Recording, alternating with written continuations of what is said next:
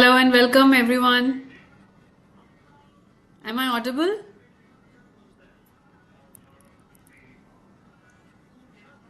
Am I audible? Can you hear me? Hello. Hi Abhishek, how are you? Hi, Kamna. I'm good. How are you? Good to see you. Same All here. the hiccups are sorted. Yes. Good. After I spoke to you, I called them. Thank you. Thank you. Thanks a lot. Yes. Yes. Uh, so today is day three of this online FDP, Mhm. and we have had good sessions earlier. We've shared the presentations also. I'll request you also to share your presentation with me after this so that I can share it with all the faculty members. Absolutely. Yeah. Let's just give it a couple of minutes and then Mhm. we'll start. Still Sure. time. Okay. Sure. Thank you.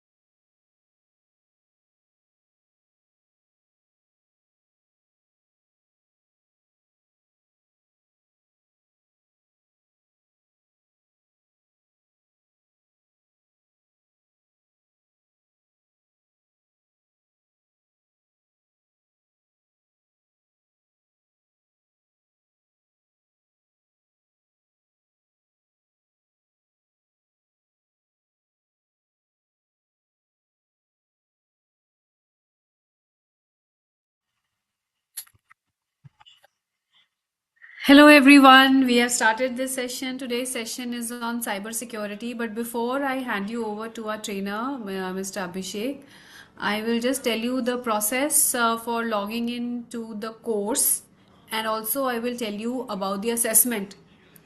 So I'll just wait for 1 or 2 minutes so that some more people can join, and I can repeat this at the end. I mean at the end of the session. So 7:30 I'll repeat this information again. I am just sharing my screen so you will know what you need to do.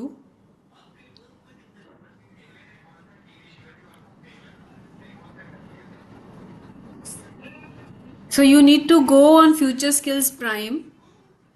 You will see your group here. It is AICTE Atal Online FDP DAF STEM. 117 people are there in this group. You just visit this group, and in this group you will see this is the course, and this is the assessment that you will be taking after you finish all the lessons. So this is the assessment. I will show you again from the beginning. So what you need to do is, let me stop share. Wait. Okay. I'm just sharing the screen and showing you from the beginning. All of you would have got a welcome email from Future Skills Prime, which is Future Skills Prime. This is the site. You go here. This is the site, okay? So you go here. This is the website. You will see one thing over here, which is I've already signed up actually. Mm, you need to sign in for free. Your email ID, which you gave on Atal website, is your login ID and password. enter that and just reset your password, and then you will come here. Here you will see groups. In groups, you will see you have to search for AICTE. When you search for AICTE, you'll see this group, AICTE Atal Online FTP DAF STEM participants, and you can see this is the course. It will be good if you can complete the course, but this is the assessment that you need to take. So I'll just stop sharing now, and I will repeat all this information at the end of the session also. So all those who join late, I think they will be able to. I mean, all those who have missed will be able to see this. I hope I'm clear. And with that, I would like to welcome our trainer, Mr. Abhishek. I'll request you to come on camera. Yeah, you're on mute. Am I audible? Yes, you're audible now. Yeah. So thank you Hey, so hi much. everyone. Abhishek is going to take this session on cybersecurity. Mm. Abhishek, I'll hand it over to you. You can introduce yourself and take this session forward. Okay, thank you. Thanks, Kamna. Hi everyone. Good evening. I know it's already 6 for you all. Many of you might have been looking forward to go home, or if you are at home, you might be looking forward to have some rest. But make sure I'll keep this session a bit interactive so that you don't feel bored, and we'll try to learn at least something in this 1.5 hours. Okay.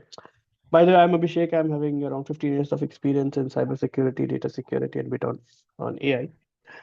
I am certified information system security professional, CISSP, LCISM, and I do deliver trainings across India and abroad for these cybersecurity skills. Okay. Thank you. So, without wasting the time, let's get started. Okay. So, the first one, in fact, before starting itself, may I know we have only 23 people or 25 out odd people here, 27 people. So, may I know who you are, your location, or maybe just you can. Do you have chat options? No, you can just type in the chat window. Yes, they have chat option. Yeah, yeah, yeah. Yeah, you can just type in the chat window, or you can open up your mic. You can speak up. Anything would be fine. Okay, I can see Harshita Agrawal as Professor Delhi NCR. Welcome.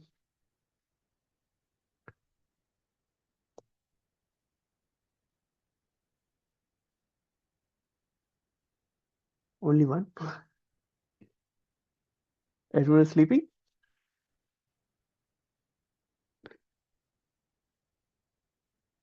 Okay. Abhishek. Oh, hi Abhishek. I can say same to you too. Oh, BIT Wardha, Ahmedabad. Nice. Welcome.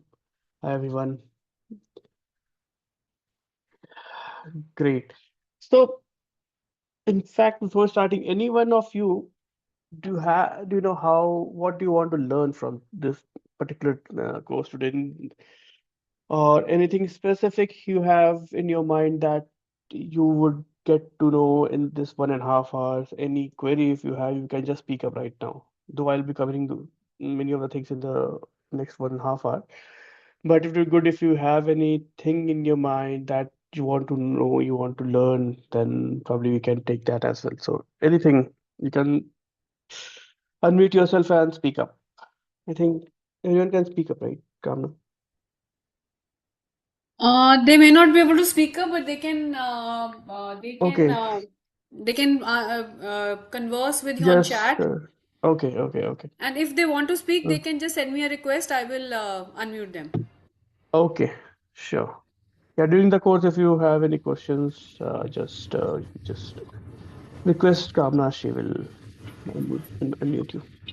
Okay, City University. Okay, great to see you guys. I think everyone is quite experienced here.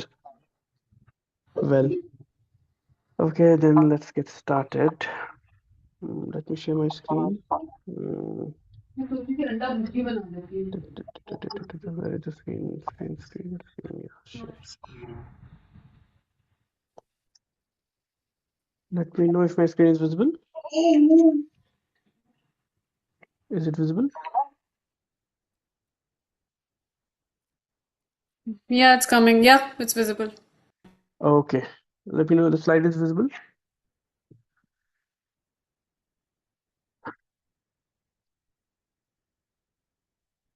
Is it on here? My slide is visible. Okay. Great. Thank you. Let's get started. Okay. So this is the very first slide where I've kept cybersecurity, and the next word I've written is think secure. And then how to do that? Anticipate, identify, act. So when when you hear about the term cybersecurity, what comes in your mind? Anything. I mean, this is not a new term nowadays, right? Cybersecurity. So at any point, even if you have heard this term very first time, you can say yes. Yes, this is the very first time I'm just going through this term. Or if you have heard it already earlier in your uh, academics, in your day-to-day life, what do you understand or what do you infer from this particular word, cybersecurity? Yogesh has said fraud. Okay, nice. Security against from any threat on web. Okay, nice. Abhishek, can you please check? Everyone can see my slides, right? Abhishek Kanhekar is not able to see somehow. If you can rejoin or something. Okay, visible. Okay. Okay, Sanjay has said security against from any threats on web. Okay, Harshita, security over net, privacy protection. Okay, so I got 4 responses on this. That's great. So few people are already awakened. Great, great, great, great. Okay, so one is fraud, security against threat, web. So if we talk about cyber security, it's made of 2 words, right? Cyber and security. Okay, I I guess everyone would have heard this term security, right? So when we hear this term security, what comes in our mind? Safety, right? Protection, right? And when we think about this term protection, then automatically it can't be boiled down that if there is a protection, there should be some threat, right? Protection can be from threat, security can be from a threat, right? Or any danger, right? So that's where security is perceived or it is required, right? And when that another term cyber is associated with it, then what does it mean? Because this particular word is made of 2 words, cyber plus security. In Hindi, if we can call Sandhi Vichhed, cyber plus security. Okay. Cyber using sensitive information to harm. Okay. Yogesh, you're talking about cyber security or just security?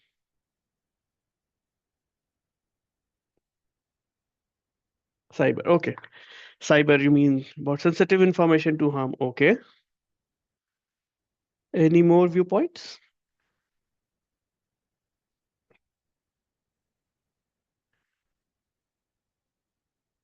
Hmm.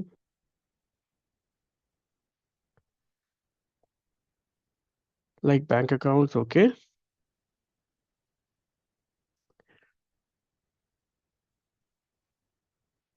Okay. So when we talk about cyber, okay, identity.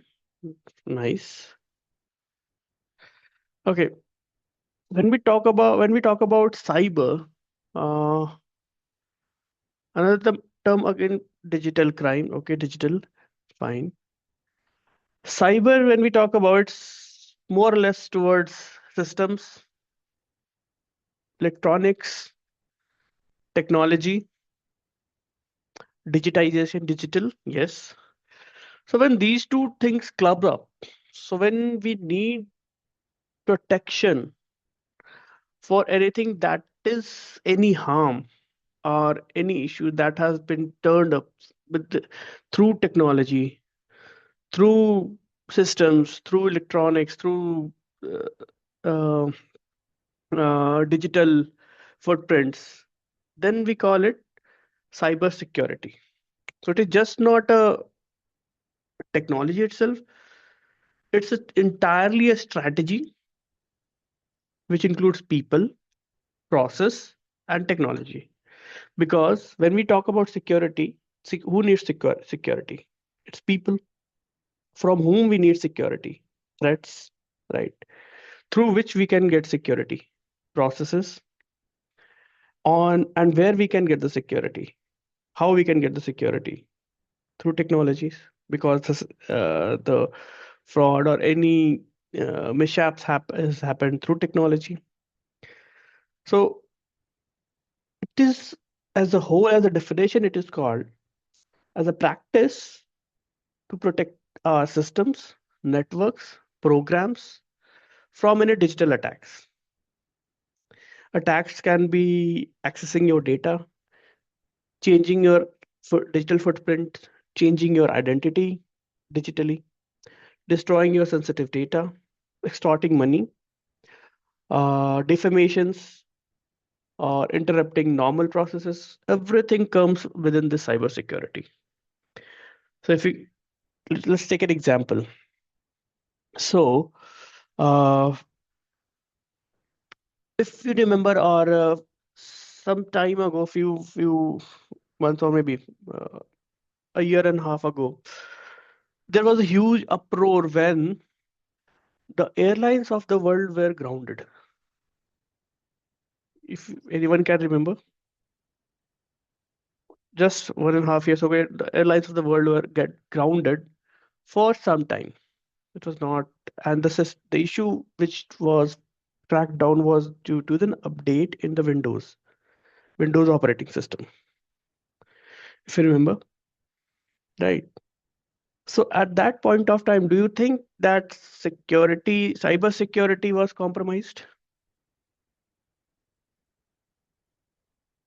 Can that be termed as a compromisation of cyber security?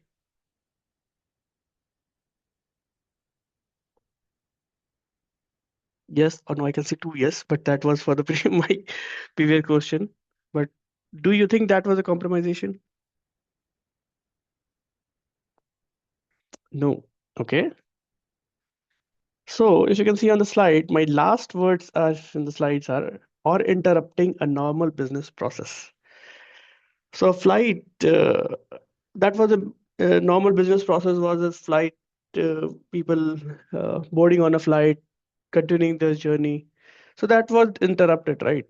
So the business process was interrupted. So can that be termed as a issue at a cybersecurity end?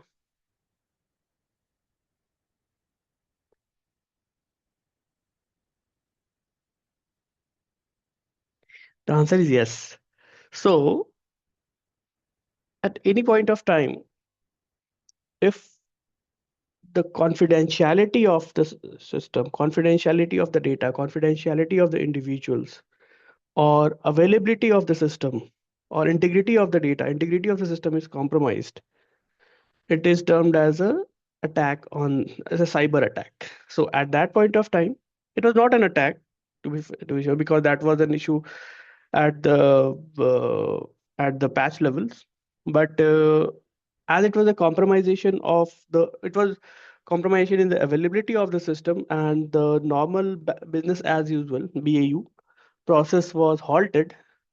So that is in the technical terms of systems or computers called attack on the cybersecurity. Okay, let me give you another example.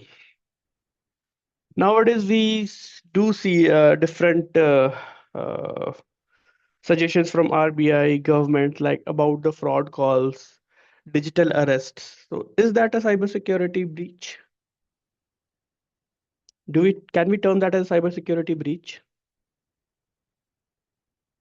Okay. Yes. Yes. Okay. Nice. So what happens in that particular case? Let's say digital arrest, right? Someone will call you. They will ask you to turn up your cameras. They will try to intimidate you in authoritative way. You'll They will ask you to isolate. But how it got started? It starts with a number, right? Your phone number, probably, right? They'll call you on phone. They will ask you to log in somewhere, share your screen, right? So the starting point is a number, right? The phone number. And when they call up, they will tell your name, right? That's how you get intimidated at first, the very first layer, right? For example, your number is, let's say, 1 2 3 4 5 6 7, and your name is, let's say, then the first name I'm getting on the screen is Nirmal.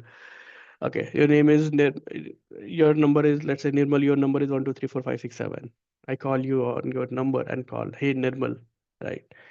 And hey Nirmal, I'm calling from CBI, right? So what matches? It got call on your number, and you certainly recognize your name because that was your name. So that means they have got two data for you, two specific identifiers of yours, right? Your name and your phone number. Do you think if they would have just the number, they would have traced you, or they would have you would have been fooled, right? If I'll call your, let's say your number was 1 2 3 4 5 6, I'll call on your number and they say, "Hey Adam, I'm calling from CBI."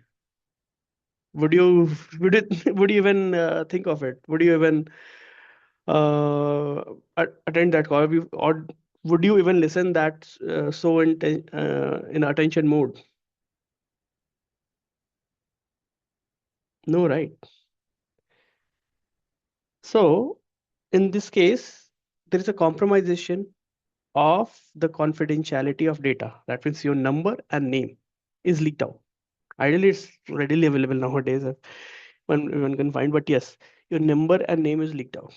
They may also have few other details, uh, your whereabouts, where you are, which location, in some way or other. That's how they get to know your some part of your details, and others they try to fetch it out. So yes, that is an attack. That is a digital attack. But what is compromised here? The confidentiality of your data. Okay. Does it make sense? Any questions? Anything? Am I making sense here? You can say no. You can be candid on this chat. Not an issue. I'll try to make it as simple as I can. So we are good with it? Okay, great. So why we need cybersecurity? There are multiple things on the slides, but few of the things we already discussed, not like prevention of sensitive data, financial losses. In fact, you guys all already mentioned in the chat, defending against evolving threats, ensuring business continuity, protecting national security and critical infrastructures, compliances with laws and regulations, empowering users with control over their data, supporting digital transformations. This is a very high level, very broad perspective why we need cybersecurity. Business continuity we discussed, protection of sensitive data we discussed, prevention of financial loss through digital arrest we already discussed, defending against evolving threats. So as of now, you can see that one digital arrest is one of the threat everyone is talking about nowadays. So we are trying to defend ourselves through that, protecting national security and critical infrastructure. So we can talk about it. So let's say we also think of listen nowadays like the deals for F-35, Sukhoi. There is a technology transfer, right? Russia will transfer technology to India. US won't be transferring technology to India to F-35 deals. Or France is do a technology transfer. So what are these transfers? I mean, what they mean, what they do, right? Doesn't it make sense? If something, a technology or a data itself is a requirement for the national security.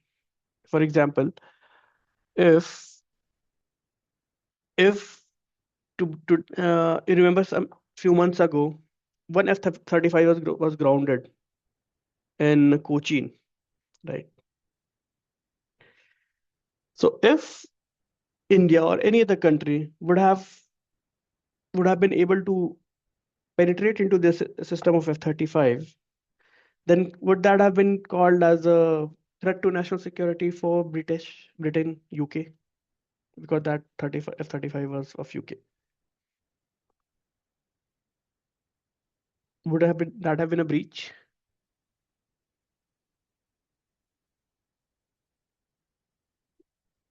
People are sleeping or what?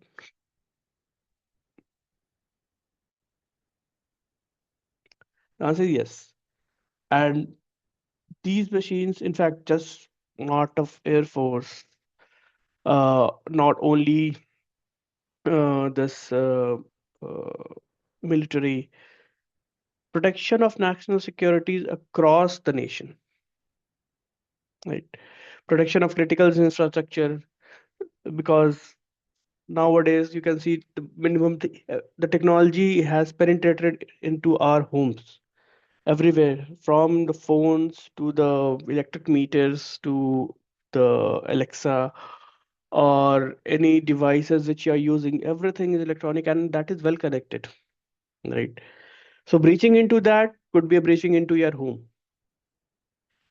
Similarly, there are critical infrastructures at different dams, at grids, at pipeline systems, at refineries, and many other infrastructures, right? If that is breached, or could that cause a security threat to the nation?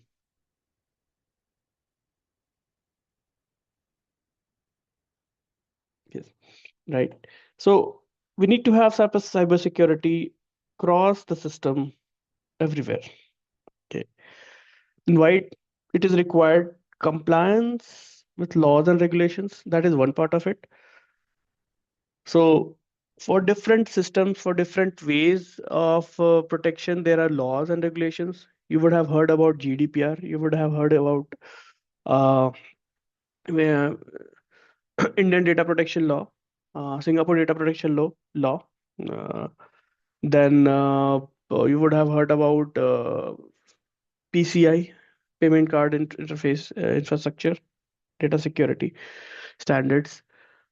So there are multiple laws, but why they are created?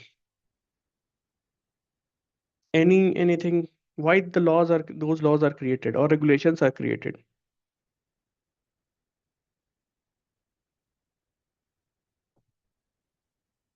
Anything?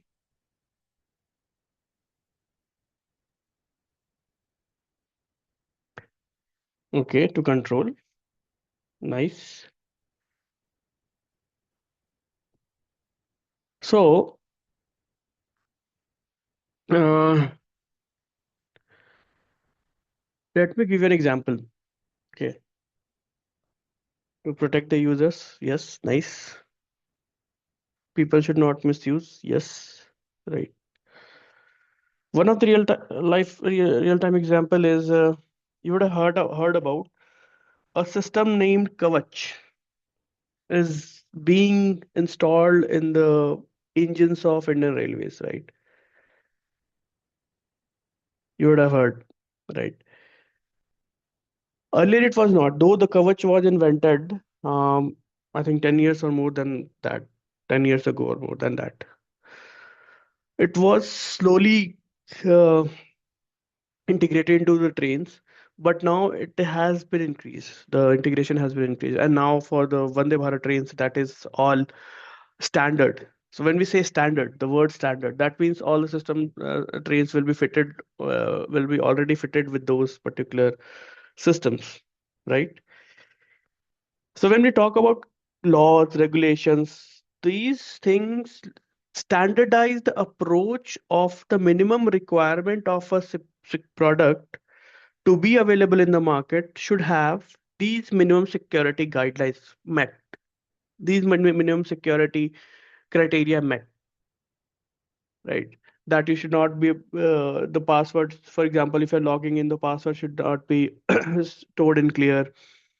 You should not be able to access your photos, your cameras. So minimum security requirements should be there. Those things are being framed in laws and regulations and enforced. And that's how the privacy policy of this companies are framed. So when you go to any auditor, if someone goes to any of the firm to audit, he will just pull up the privacy policy of that particular firm.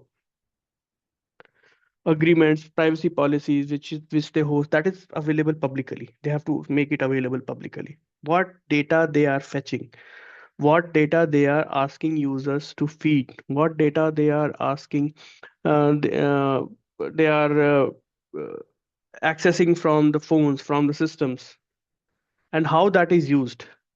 Everything is defined on in laws and regulations. For example, India DPDP Act or DPDP law, it is right, Digital Privacy Data Protection Act, where it mentions that the whenever a firm or organization has to uh, collect data from the users, they need to take consent from the users that the firm or organization can take data from the user and for how long, for what purpose.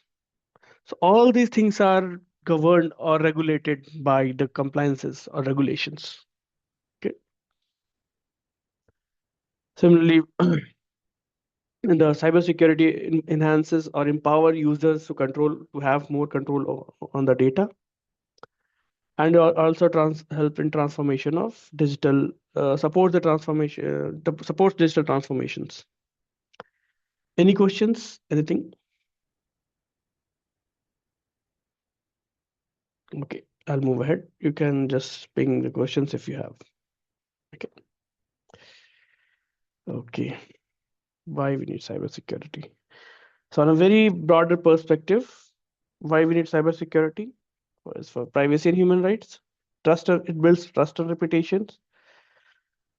It curbs the cost, curbs the financial loss. It helps to safeguard critical infrastructure. Regulatory and compliances governs it, maintains business continuity. So, in a nutshell, cybersecurity is essential because it protects data, preserves trust, prevents financial losses, ensures operational stability, and secures both individuals and nation in increasingly digital world. Okay, you can see the nut and the shell. Nutshell. Okay. So one thing you can think of, food for thought for you guys. The average cost of data breach is millions of dollars, including fines, legal fees, and loss of business. Power grids, hospitals, and water treatment plants are all connected with the internet, and cyber attacks can threaten human lives there through that. Okay. Okay.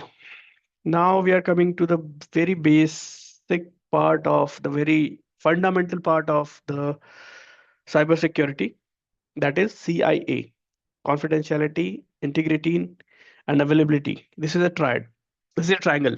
So everything around cybersecurity revolves around these three terms: confidentiality, integrity, availability. You can call it CAI, you can call it CIA, anything is fine. Okay. If you talk to any of the security guy and you'll say CIA, triad, or confidential integrity, availability, he will Just smile. Okay. So every cybersecurity is comprised of only these three things, making the best balance across confidentiality, integrity, and availability. If either of them is breached, it's a breach. For example, if confidentiality is breached, it is a breach of cybersecurity. Integrity is breached, then it is a breach of cybersecurity and some availability. That's why that airline thing came up. It was a breach in availability. Is there any breach in identity integrity? Any example for a breach in integrity? Anyone can try to unmute and speak something. Any breach in integrity? Any example have you heard of?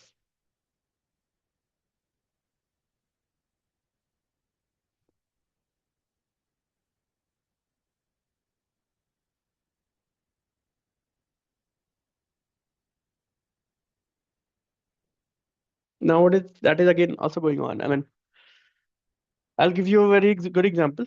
Uh, but one heard if anyone has anything heard of a breach in integrity. There is one example already brought in the slide, but that's a very basic one. Any real life example anyone has can think of? Hmm. Okay, I can give you 5 seconds if anyone will try to unmute. Kamna, please unmute if anyone asks for.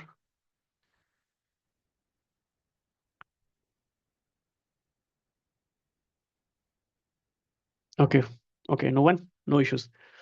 Fine. So nowadays, you guys have been hearing about one another one drawback of AI. People are creating deepfakes, right? Uh, if there is a video or there is an image of of someone or one celebrity, they are morphing it using deepfakes. A video is morphed, right? Is that a breach in integrity? And if yes, then it is a breach in integrity of whom? The original video creator or who was in the picture or the person who has been morphed or the celebrity whose integrity has been breached? Priyanka Nath, both, right? Yes. Let me give you another example as well. uh, you might have seen few other things like people are generating driving licenses, PAN card using AI. Is that a breach in integrity?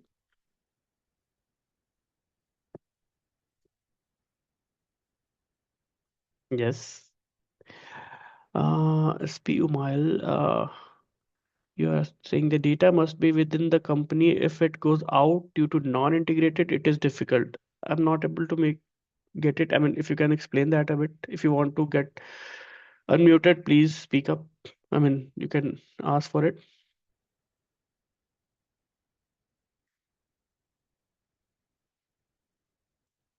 or you can uh, explain that what you are trying to say. I'm not able to get that.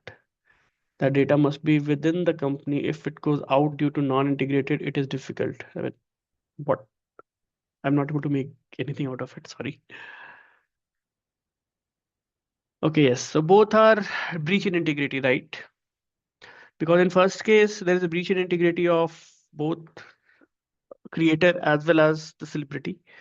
In the second case, there's a breach in integrity of the card or identity proof. That is a breach in integrity, right? Availability we already discussed. Confidentiality we discussed already. Okay, let's go ahead. Okay, now before maybe going to multi-factor, I'll speak some time on confidentiality, two-factor authentication as well. So one of the confidentiality thing which everyone talks about. I like store your password, keep your password safe, don't write password anywhere, or don't share it with anyone. That means someone is trying to make that thing confidential, right? So that's, if something is confidential, then that means we need to protect it, right? And if you're trying to protect it, there are, for just for example of a password, there are two ways to do it. Like, for example, to protect your identity, to make, to keep your data to yourself only, or confidential to you, like your profile, that you should be able to log in, you need a password. And nowadays, the best way to do to make sure that is confidential or your system is accessible to you only, multi-factor authentications are enabled, right? Let's go here. Multi-factor authentication. This is very common nowadays. So whenever you go to a website, you put your username, you put your password, and then it'll send you an OTP to you, right? OTP is more common than a people IT engineer in Bangalore now. So this OTP is what an OTP is. Why they ask for an OTP? Could that be something else as well? Any thoughts? It could be only OTP or anything else as well, or to confirm the identity. Yes, yes. But let's say there are a few sites which who only send OTP. They just ask for the username and just send OTP. They don't ask for the passwords. How they are confirming?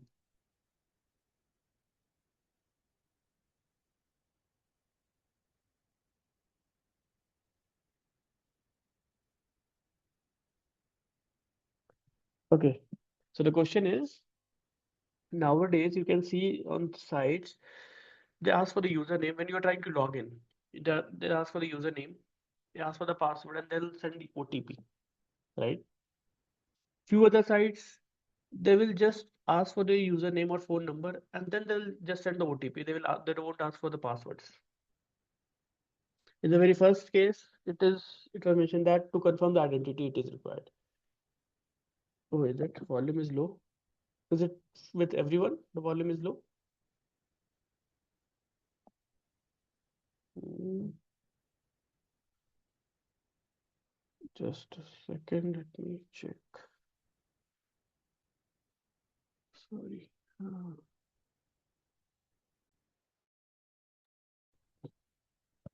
Is it okay?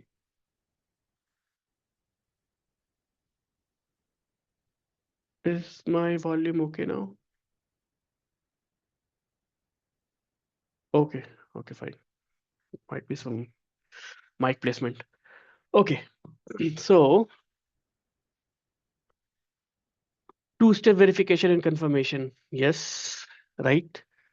So the thing, particular two-step verification or confirmation, everything is clubbed with this particular name, multi-factor authentication, or with love we call it MFA. Okay, thanks, Maya. Instant and secure authentication. Okay, so everything is clubbed into this word multi-factor authentication. So what is authentication first? Authentication is something when you have to access a resource and you have to prove that this resource belongs to you. You are eligible to access that resource. That is, and the person who is authenticating, I mean, authorizing or checking that is authenticator. But that process is called authentication. That means to check whether a resource which you are trying to access is, you are eligible to access that resource or not. That is authentication. Okay. So if something you are trying to access and it asks for more than one of the way for authentication, right? Authentication can be done through pins, passwords, security questions, OTPs, tokens, hardware tokens, fingerprint, face scan, iris scan, voice recognition. There are different examples of it. Password pin, everyone knows, right? Uh, One-time password, everyone knows.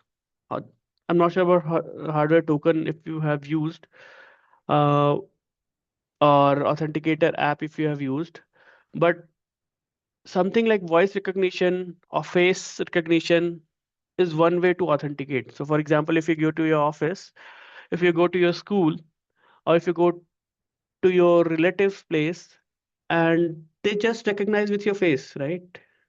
Or if you're calling them, they recognize with your face or your voice, right?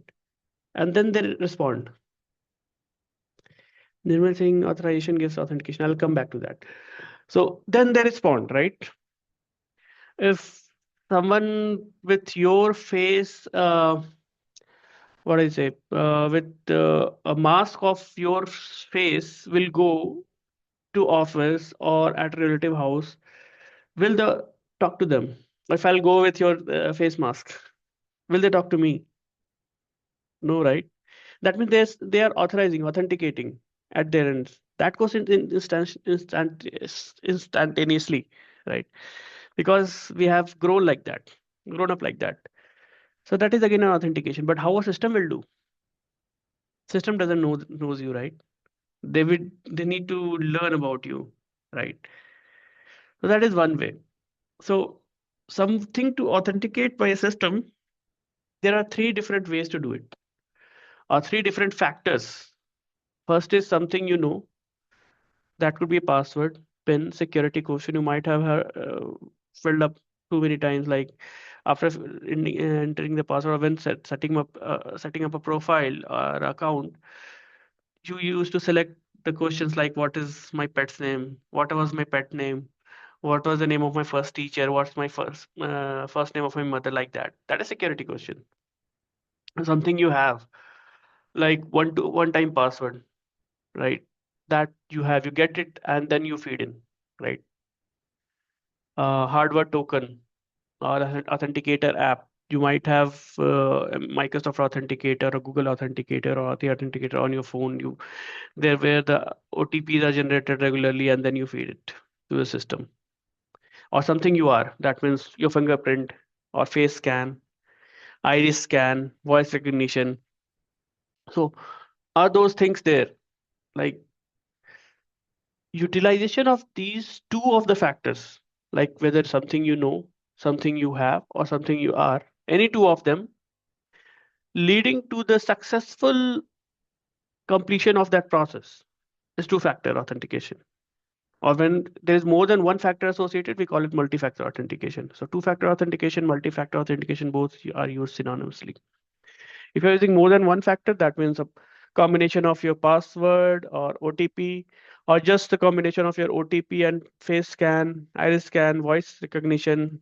These are termed as two-factor authentication or multi-factor authentication, which actually drill down to three broad terms: knowledge, possessions, and inherence. Something in your knowledge, that is something you know, password or PIN. Something in your possession, that is OTP, or smartwatch, mobiles, where the OTP will be delivered, or the app authentication code will be delivered, or hardware tokens. And inherence, like fingerprint, which cannot be changed, fingerprint, face scans, iris scans, voice recognitions, voices, those which cannot be changed easily.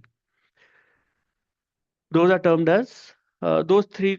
In uses of the any of two on from these three is termed as multi-factor authentication. Okay. Now the authorization gives authentication. So actually, first authentication is done, then you are authorized. Nirmal, you have the question, right? Authorization gives authentication. So actually, first authentication, until something is authenticated, you cannot authorize, right? So that means until is your relative won't see you, they won't hand over their phone to you, right? I mean, anything which you want, we're looking for you. If you go to your home, to your relatives, or if you go to your office, until as they see you, they won't hand over the files to you, right? So first part is authentication, and then they are giving you a file. That means you are authorized to see that those files or data or anything else. Okay. Okay. Okay. Let's have a quick quiz. Everyone, if you can scan this particular uh, QR code, and then just you'll find one question. You'll just answer that. Okay.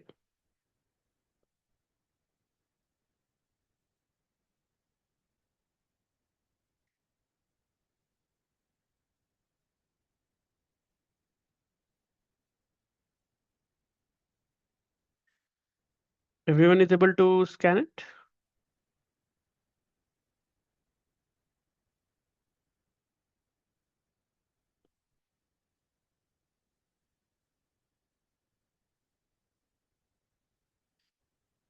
You can scan it using your phones.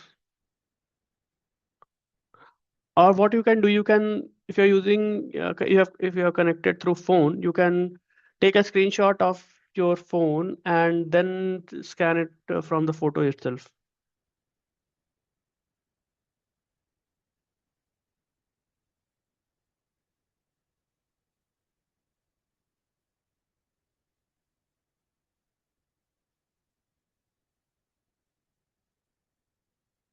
— 17 answered no. Okay.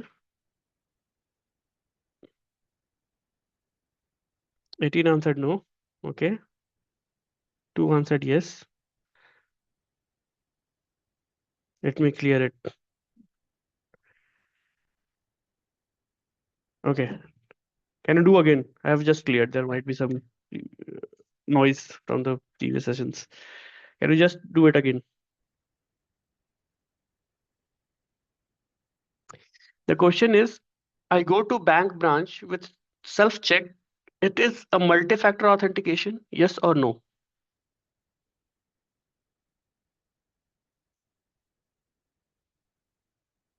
Okay, 3 people are saying no, 2 yes. Let me try to log in to, let me see if I can open it here.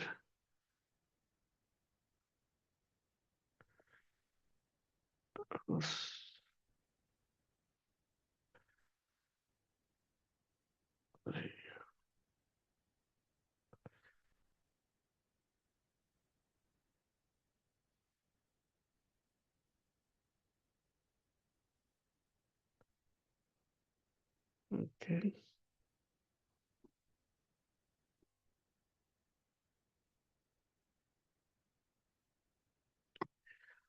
I can see 6 responses. I'll request the people who had responded earlier can please respond again because I had cleared that. 4, 4. Okay. Mm,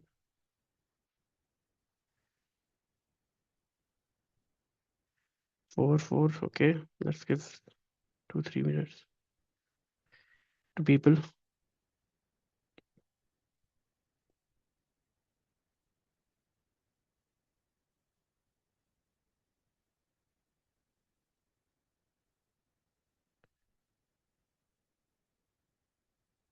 Okay. 4, 5.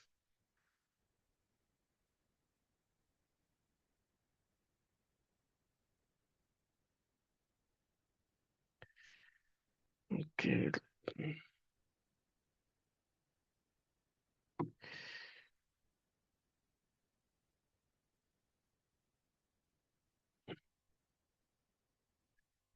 Okay. I've got responses from 9 participants. Go ahead. This is for you. Okay. You need the link here. Let me share that link here. Okay. I've just shared the link and go through that.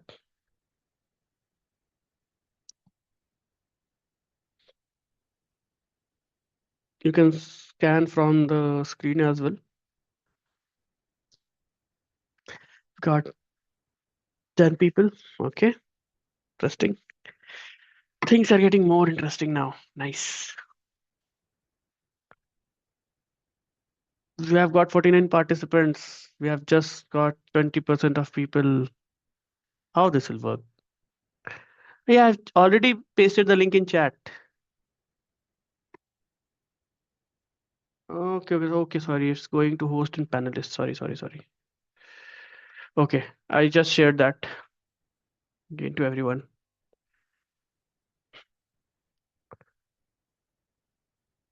No issues. Okay, 10 participants, 50 participants, 10 have answered. Can I get at least 20 more? Okay, speeding up. Yes, great.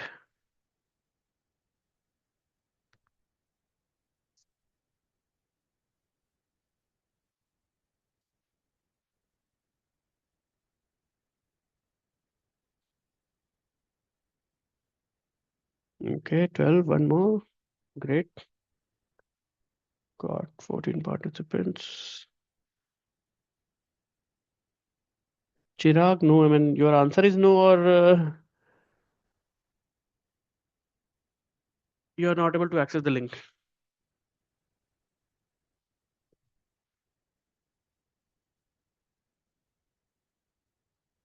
94 participants, okay. 63.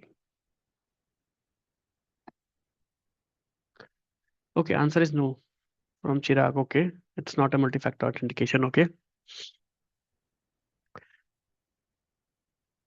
so Chirag and 9 others are saying no. Okay, and few 5 people are saying yes. Okay, nice. But the problem is out of 50, only these 15 people are saying. Only one third. Interactive come informative. Thank you. If it is a feedback. Okay. Mm-hmm. Speed up, speed up. We'll just give 1 more minute. 6:54 is the time. Just give 1 more minute, and then the people who haven't answered, they will feel bored, unfortunately. Okay. Go ahead. Well, don't be shy. You don't have to show your face. I'm showing my face. You have to just answer it. Okay. I think just 6:55. Sorry, your time is up. Well, okay. Last moment, one more. We've got one more response. Great. Thank you. So we have got answers. 5 people have answered yes, and 10 have answered no. Okay, nice. It's double. So people who are saying no, that they are double of the person who are saying yes, or actually one more as no than 11. Guys with answered yes, what will happen to you? Sir, if you read both the question and answer, we can do it fast. So actually the question is, I go to a bank branch with self-signed check. Okay. I'm just going to a branch with a check which I have self-signed. Okay. Is that multi-factor authentication or not? That this is the question. Yes or no? Okay. You can see the question in my on my screen. Okay. This is the question. Okay, we are getting some more answers here. Interesting. 11, 12, 13, no, 6, yes. Still no people are 13. What will happen to yes, guys? You are not in majority. I'm sorry. What will happen to you? Okay, so let's assess this situation. Now, you're going to a bank branch, okay, and with a self check. That means you have self signed that check, and probably you try to majority just. I'm just trying to make this more funny. Majority people are like saying no. 11 plus 2, 13 people have said no. 6 people have said yes. That is the multi-factor authentication. 13 people have said no, it's not a multi-factor authentication, Yogesh. Okay. So now the situation is I go to a bank branch with self-check. It is that means I'm going to a branch with the check, probably to withdraw the amount, withdraw the cash, right? I needed it. Okay. Now, when I go, what are the factors here? When I'm signing a check, that means something I know, the signature, which I can only do, which will be validated, authenticated by the branch manager or employee or cashier, whoever it is, right?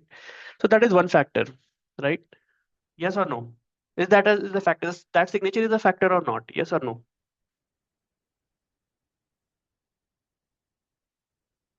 Yes or no? Yes, yes, yes, yes. Everyone is saying yes. Okay, great. Sorry. Okay, now one factor is done and dusted. Everyone agrees that there is one factor already done. Now we have to find the second factor, whether it is there or not, right? Camera in the bank also takes the photos. That is yes, okay. Those are CCTV cameras, okay. But what is second factor here? So when you go to your branch, bank, are you available there? Are you not a factor? Your face, your fingerprint, its entire you is not a factor because it's a self check, right? They will check your sign, they will check you. That's what I mentioned. Account pay only check doesn't matter. It's only self check. Account pay check won't be in this case. That's a different scenario. Only self check will be done. Is a multi-factor authentication. You go to bank account with a self check, that is a multi-factor authentication. One factor is your sign, your signature. Second factor is you, something you are, is only you. Is that a factor for authentication? No? Okay, let's go back to the slides. In the slides, what I had mentioned was,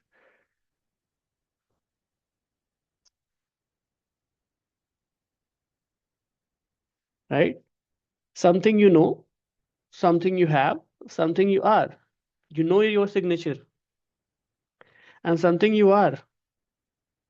Your fingerprint, your face, entirely you. That is you are. Nobody checks that. They verify you whether you are there or not. They check your photos, what photo you have in the bank account, or if that doesn't matter, they ask for your ID proof. Isn't that? If someone else will do the signature, yes, they can do. But would can they? If someone else will do the signature, and if that say signature is same as you, and you are going with that check, that is self check, right? The question is about the self check, self signed check. It's a self signed check, right? If you're going to a bank branch with a self signed check, then does that count? Authentication is count as a multi factor authentication.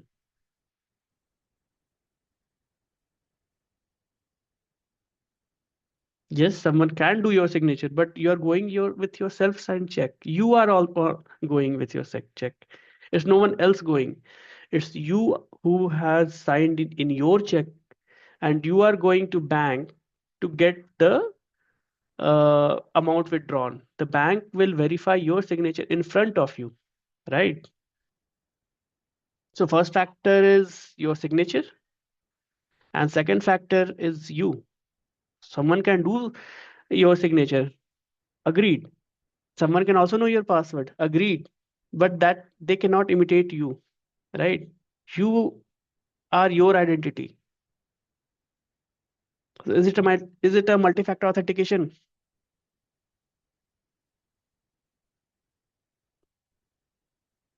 Anyone who is not clear on this? Because this is a classic question of multi-factor authentication. You'll find this question in your test. Maybe if you're any of you are appearing for any test for cybersecurity authentication, then you may find this kind of questions.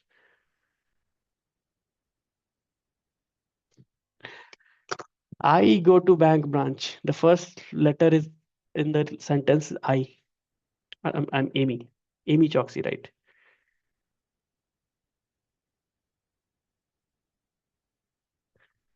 Yes, I go to bank branch with a self-check. Withdraw. Okay, what you're saying that it is not mentioned you yourself are going for withdrawing money or withdraw. So if I'm going with a self-check, then probably I'll withdraw money, right? I may not go and flag that check, right?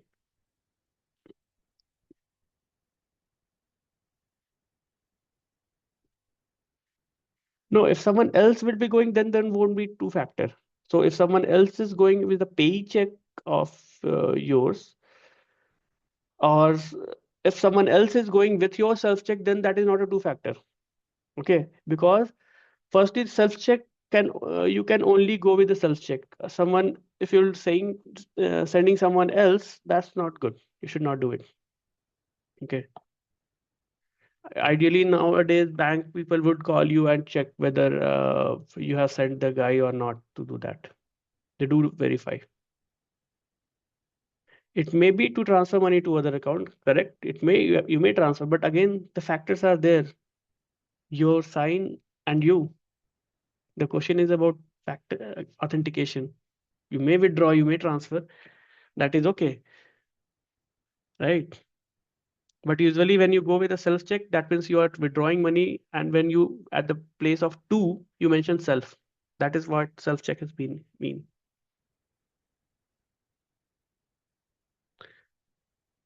Okay. Any questions on this? Are we clear?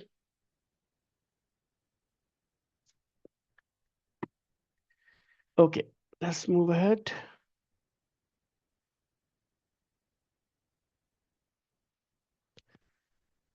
Okay.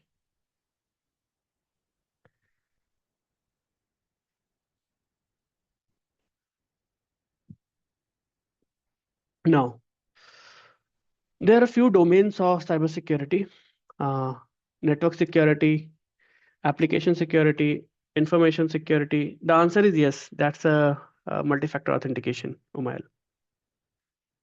Okay. So the domains are network security, application security, information security, operation security, disaster recovery and business continuity, and cloud security. Good. Network security talks about firewalls, VPNs, securing the networks of the computers from intruders, attackers, malwares. Application security is securing through different ways through which data could be accessed, like SQL injections or compromising on the data sets. Those things comes into application security. Information security is protection of the integrity or the privacy of data at storage or in transit. That means you're transferring data from one system to another, you're sending data, and if the integrity is maintained, then that we call it information security protections. Okay. Operation security, like securing processes, decision handlings, uh, protecting data sets, protecting permissions of the users. We should not give over permissions. That means someone who not should not have access to few file system should not give permissions. It should be it would be minimal. Only the things which someone has to access or required to access, those things only could be should be accessible. Okay, that is OPSEC or operation security. Just a moment. It's pinging me.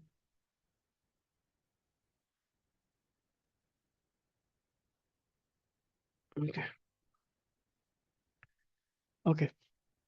Then disaster recovery and business continuity, where we talk about compromisation because of unavailability of the system. Cloud security, that securing data over applications, over the cloud, applications, infrastructure hosted on the cloud. Okay.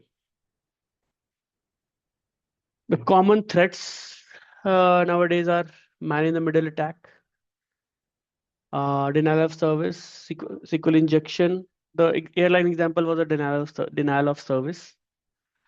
Uh, Zero day exploit in one way of denial of service. It could be done through different ways like phishing, social engineering. So this digital arrest is a phishing, or sorry, social engineering, uh, or social engineering, which is there with digital arrest. Then scareware, spyware, adware. You see different ads on on your mobile phones, right? You even if you'll open YouTube videos or anywhere to find ads, so those adwares are also could be malware.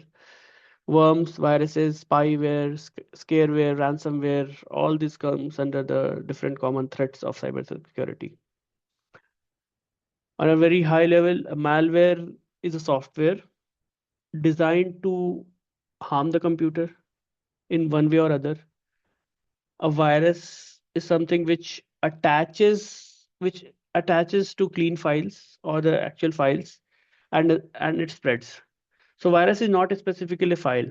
It's something, a program or code which get attached to the clean file, and then it gets spread. Trojans are the files which disguise itself as a legitimate file. Maybe it could disguise it as a root file or a OS files, and it works under the hood. Okay. Ransomwares are the locks which is applied on the victim's files, maybe on the files or the drives or disk itself, and uh, they just demand for the payments. Phishing or vishing, we call it phishing or vishing, uh, is like sending fraudulent mails, which resembles like actual mail. So if someone is sending you a mail with something like uh, uh, say urgency, like click on this particular link, you'll get this particular reward. You should click that in next 1 hour to get this reward.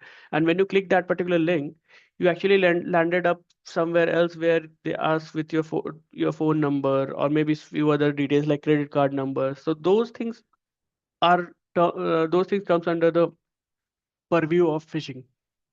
Okay, where they ask for your details, and then they uh, plan their next course of actions on that. Okay. Any questions on this?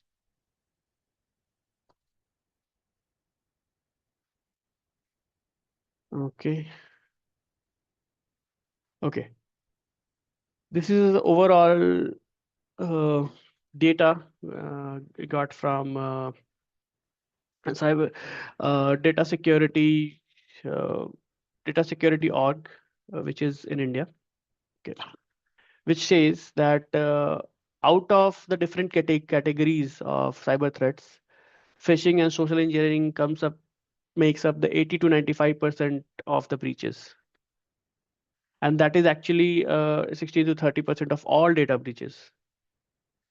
All these attacks are human associated because yes, social engineering is totally human associated. Someone will come to you, someone will try to deceive you and get the details.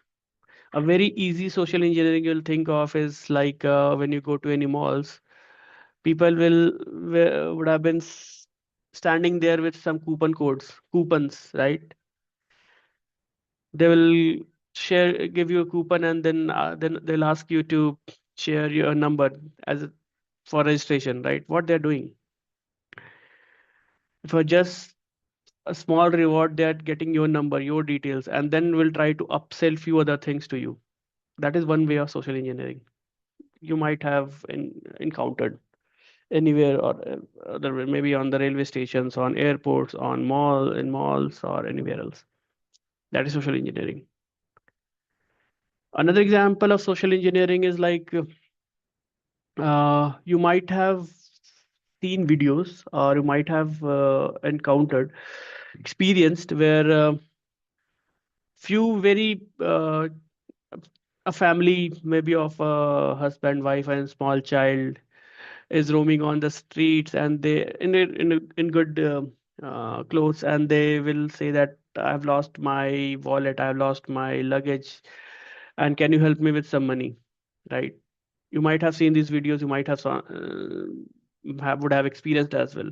What they're actually trying to do with their urgency, like I have to go home, I have lost something. They generate empathy, right? That is the way of social engineering, right? With that, they are getting money from you or anything else, whatever it would be. But actually, they are doing what they are doing. They are doing social engineering, and they're way good in it. People are falling in trap, right? So that is on social engineering. Trojans, ransomware, adware, viruses, spyware are all technicals.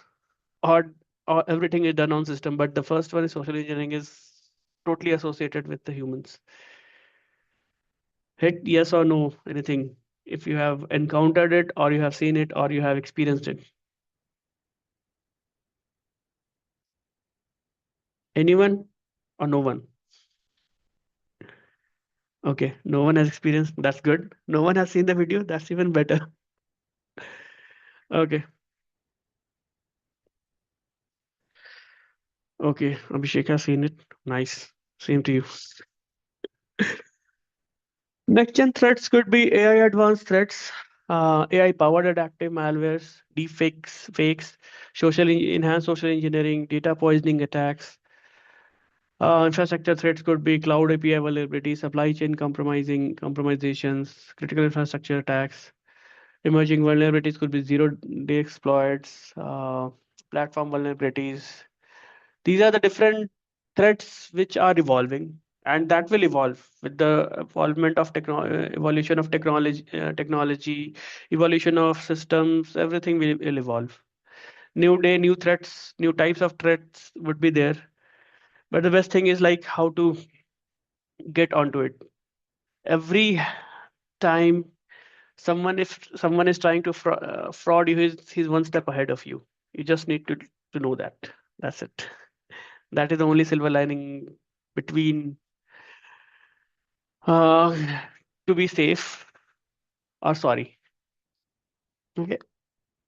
Any questions on this? No.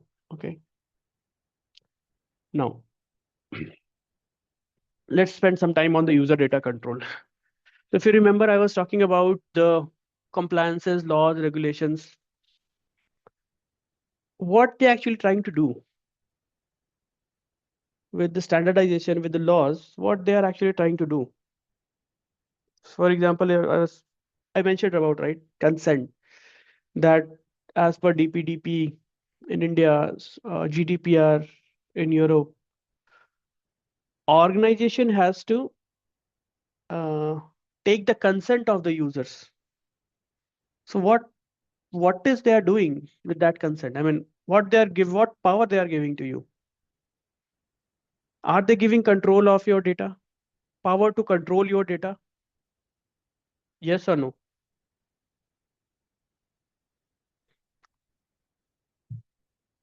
Everyone's sleeping or what? Okay.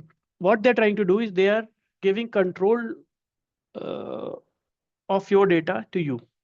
That whether do you want to give access to your data, when you want your data to be deleted, how that data to be used, what is the purpose of that particular data, why it is fetched, why it is collected, till how long the data will be retained. All those informations you'll find in the consent or in the privacy policy. Every privacy policy will have all these things: notice, consent, not consent, but how that consent is taken, purpose of the data, retention, user rights, minimization, accountability, everything. This is how the laws works, how the data is controlled, how you can control your data, and with this, how you can make sure if there has been any mishaps or if there any unfair uses of your data, how you can fight back, because the data is in your control. Your data should be in your control. Okay. But how can we do it? This is here. How we can safeguard it? The very uh, lovable term is encryption. If you try to go for any security term, there would be encryption there. One way or other, it would be written. Secure storage. monitoring, auditing, incident response, classifications, backup, recovery, access controls. There are different ways to secure your data. One, everything is a layer. You encrypt your data. You can harden the servers. That means who can log into the server, who can access those servers. You can do a configuration that only this particular person can should be able to access. For example, your Wi-Fi. The person who will know the password can only access your Wi-Fi, right? So that is securing it. Monitoring, auditing. You can log into your router. You can check who has logged, who are connected to your router or who are using your Wi-Fi. That is monitoring, auditing. Backup and recovery. You back up your phone's data. Can restore it. Classifications. Public, internal, confidential, restricted, highly sensitive. So there are different information. For example, your salary is your confidential data. Your that is highly sensitive to you. But your name is not. That is confidential, right? I can see your name. That's the public data, right? Your blood group could be known to your family only. That could be your internal data. That could be known to your family. That could be known to your doctor. uh, what the things you eat, or what is your bank balance, that is confidential to you. You may reveal that with your family but not to your doctor, right? So there are different classifications around it. Access controls. Who can access your data? Who can For example, your family could access your bank account, your doctor cannot. So access control on the data, how we can do it. So these are different ways how we can safeguard our data. Any questions, anything, you can just ping in between. The security operations, I'll come back to it. I have a mind map of it. I'll come back to it. Before going there, I'll go to cybersecurity adaptation, how we can adapt. First could be lock down your identity, use MFA, adopt zero trust mindset, don't trust anyone on the system. You never know who is beyond your system. Earlier, there is one thing, like earlier in the era of when the systems were not there, let's say 100, 200 years ago, people used to talk to other people directly. People used to work, the process was between people to people. Then system came up. People started talking with the machines, right? Now in the era of AI, machine is talking to a machine. That is agent AI, where you are providing some information to an AI, and that AI is talking to another AI or another machine to get those information.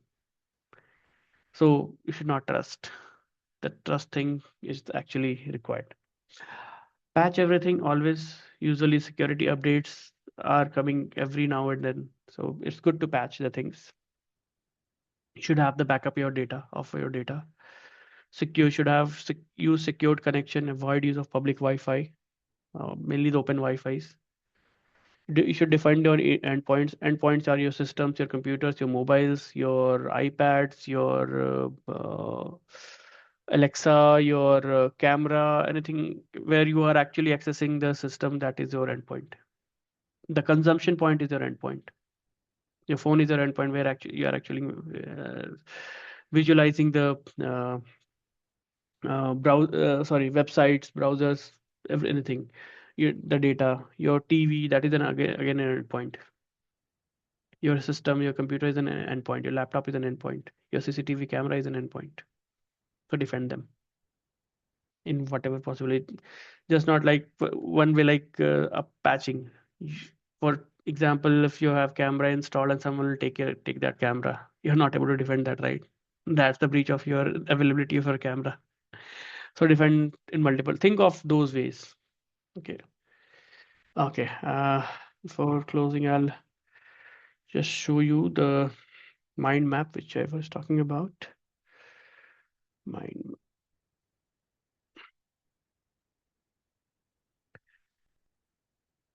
Okay.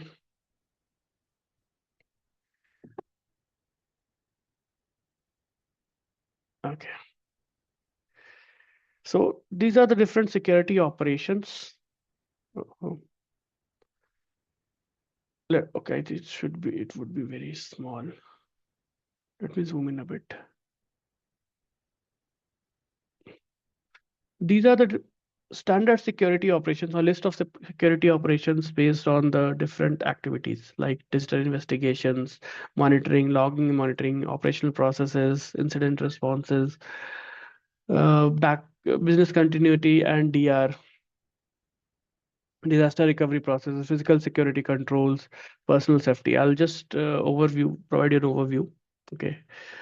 So security operations could be digital investigation could be different activities like identifying threats, preserving evidences, establishing chain of custody, providing rules of evidences like the complete evidence, accurate evidence, evidence should be convincing, admissible in the court.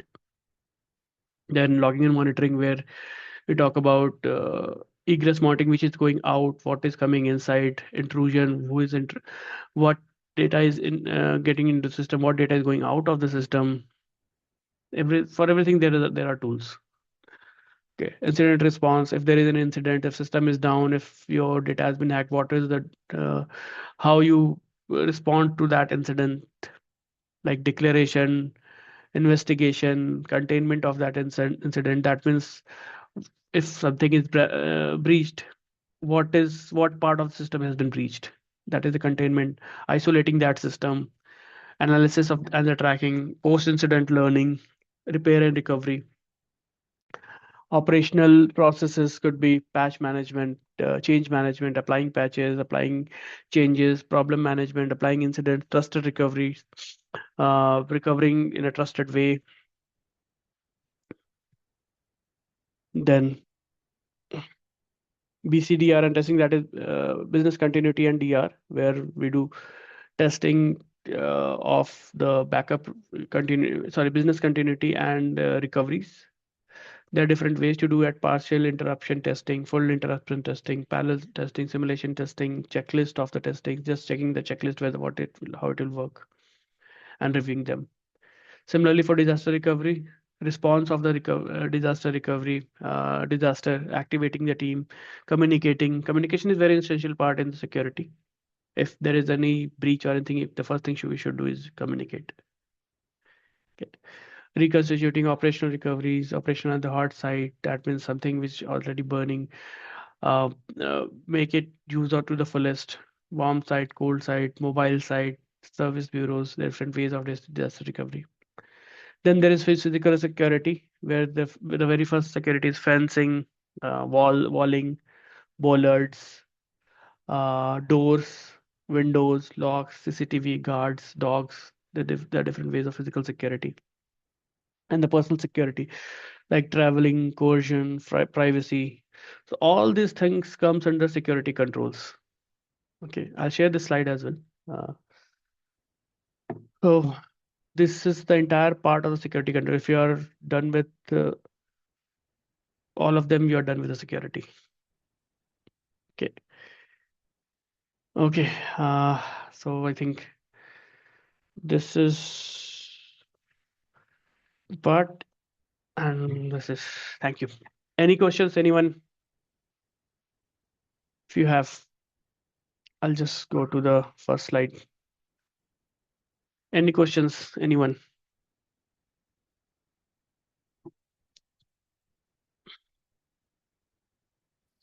I think still 5 minutes are there. If somebody has any questions, if you can just Hmm. be here, Abhishek, it will be great. Yep, yeah, I'm here. Yeah. Yes, I'll share the PPT.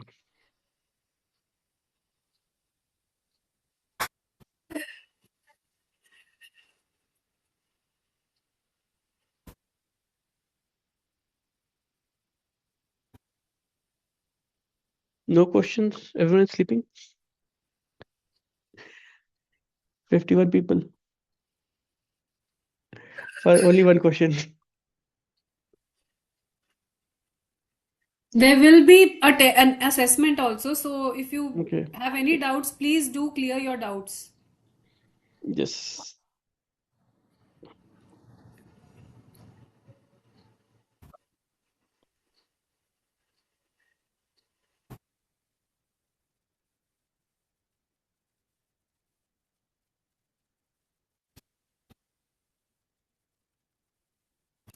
Okay.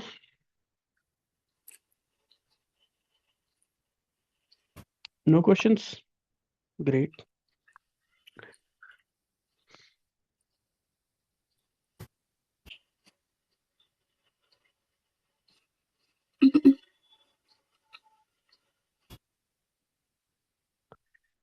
Great. I think we can wind up. Kamna, you can take the baton and you can repeat the things which you had done in the Sure, initially.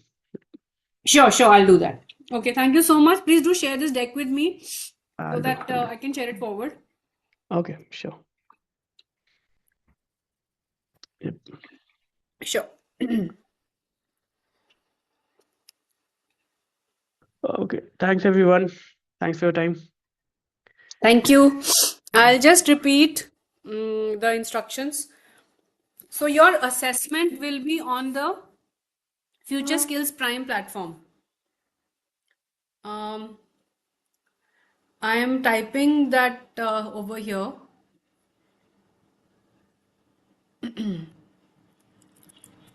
I have created your group.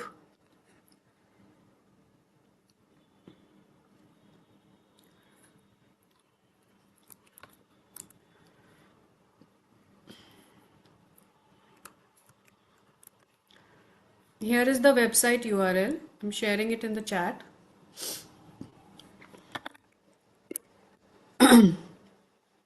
So, this is the URL. I am now sharing my screen so that you know what needs to be done.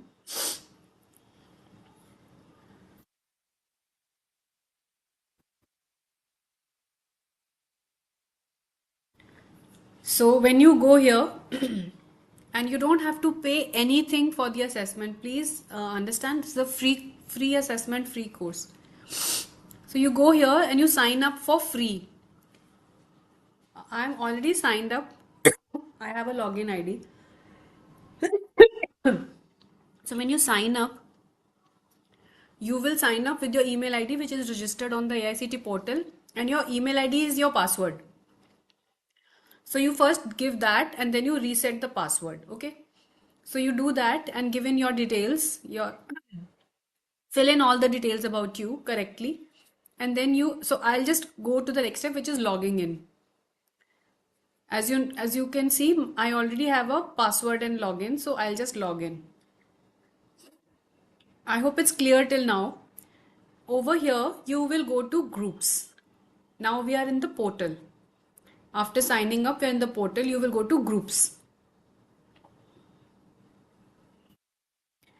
Now, some of you are saying that you cannot see groups. Sure, you have to search for your group. Okay, so you write here in the search bar, you write AICTE.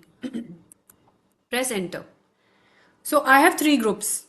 For AICT, you will have only one group. Your group is AICT Atal Online FTP DAF STEM. Okay. So you visit this group. Now, when you visit this group, you will see these three icons. This is the course which you is not compulsory, but it has all the material which the trainers are telling you in the classes. What you have to take is this is the assessment. Okay. This is a free assessment. You do not have to pay 600 rupees for this assessment. We have made it free for you. It is called Digital Application Fundamentals AICT. You go here and you enroll.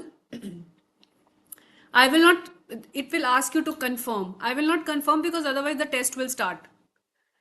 You should take this when you have half an hour with you. You should have camera enabled because it will check that you are like not cheating or anything. So it is online proctored, and then you press confirm. You will see the test and you can appear. So I'll just stop sharing. I hope the process is clear. Now, if anything is it is not showing, Priyanka, you have to um in group when I typed AICT, nothing comes up. Okay. So, can you share your screen and show it to us, like right now?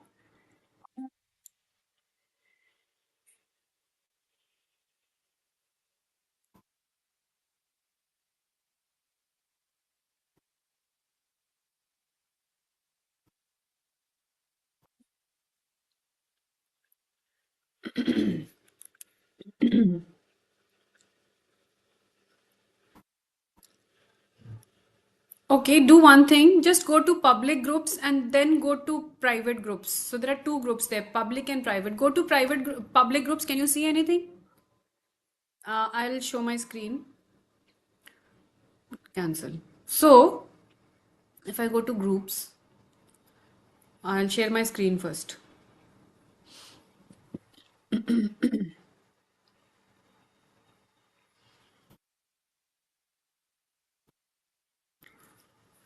I'm sharing my screen here.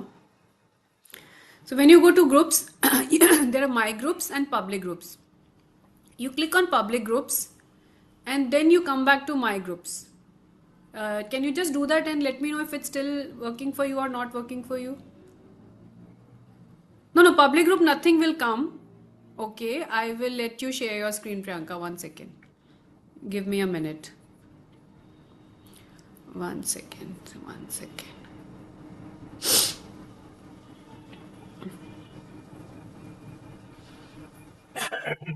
Priyanka.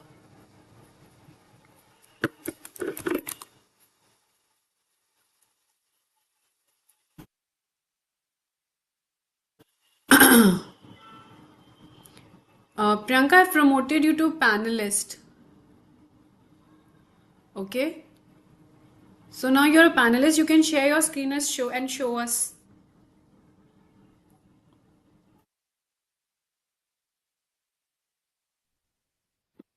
Hello, Aditya. Hi, Kamna. Good to see you. How are you doing? I'm good. I'm good. How are you? All good. We are just solving one for one thing, Okay, and then we will hand it over to you. Just give us a minute. sure. Priyanka, you can speak now, and you can share your screen also.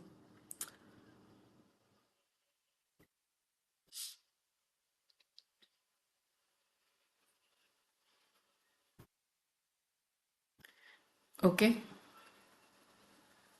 Hello, ma'am. Priyanka, have you? Hello, hi.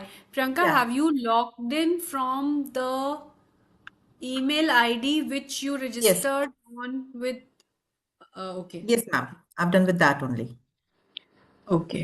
You Okay. can see I am not getting any groups when I'm typing AICTE. Go to public groups. Just click on public groups. That's where I am. Okay, now go back to my groups. Yes, ma'am. Okay. And search. It shows nothing. Okay. Should I search here? Where? Here.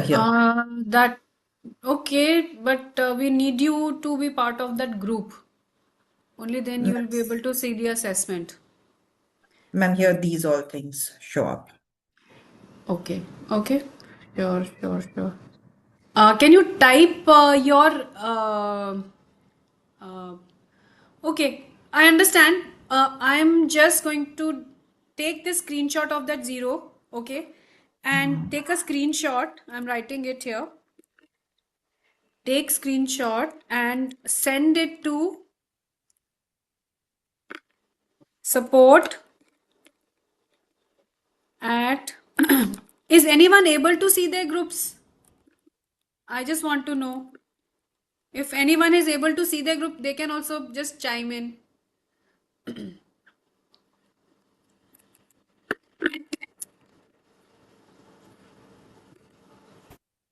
Okay, fine, fine. It seems that none of you are able to see. Fine, I'll confirm with the team tomorrow. I'll update you in the Okay, ma'am. I'll update you tomorrow. So right now you just focus on the class. All of you just focus on the class, okay? And I will solve for this tomorrow. I'll check and then I'll let you know. Okay. So Priyanka, you can. So I'll just Aditya, you can now switch on your camera.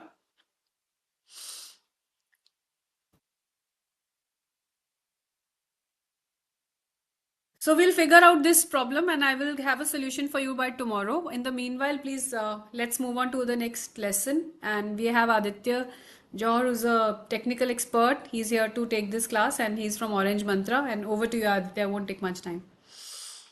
Thanks, Kamna. All right.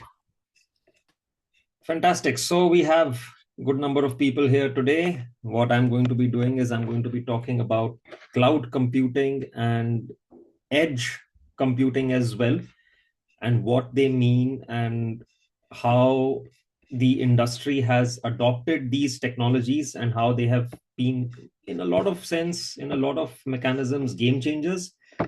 So let me begin to share my screen and let's start the session. So I hope this will be of good information and knowledge to you. So I hope my screen is visible. Yep, perfect. So what we're going to be doing is we're going to be talking about cloud computing and edge devices, and what are the differences and the different mechanisms we have in cloud computing, how the industry came about, how it evolved over, I would say, the last 10 years is when cloud computing has really become mainstream and really become very popular.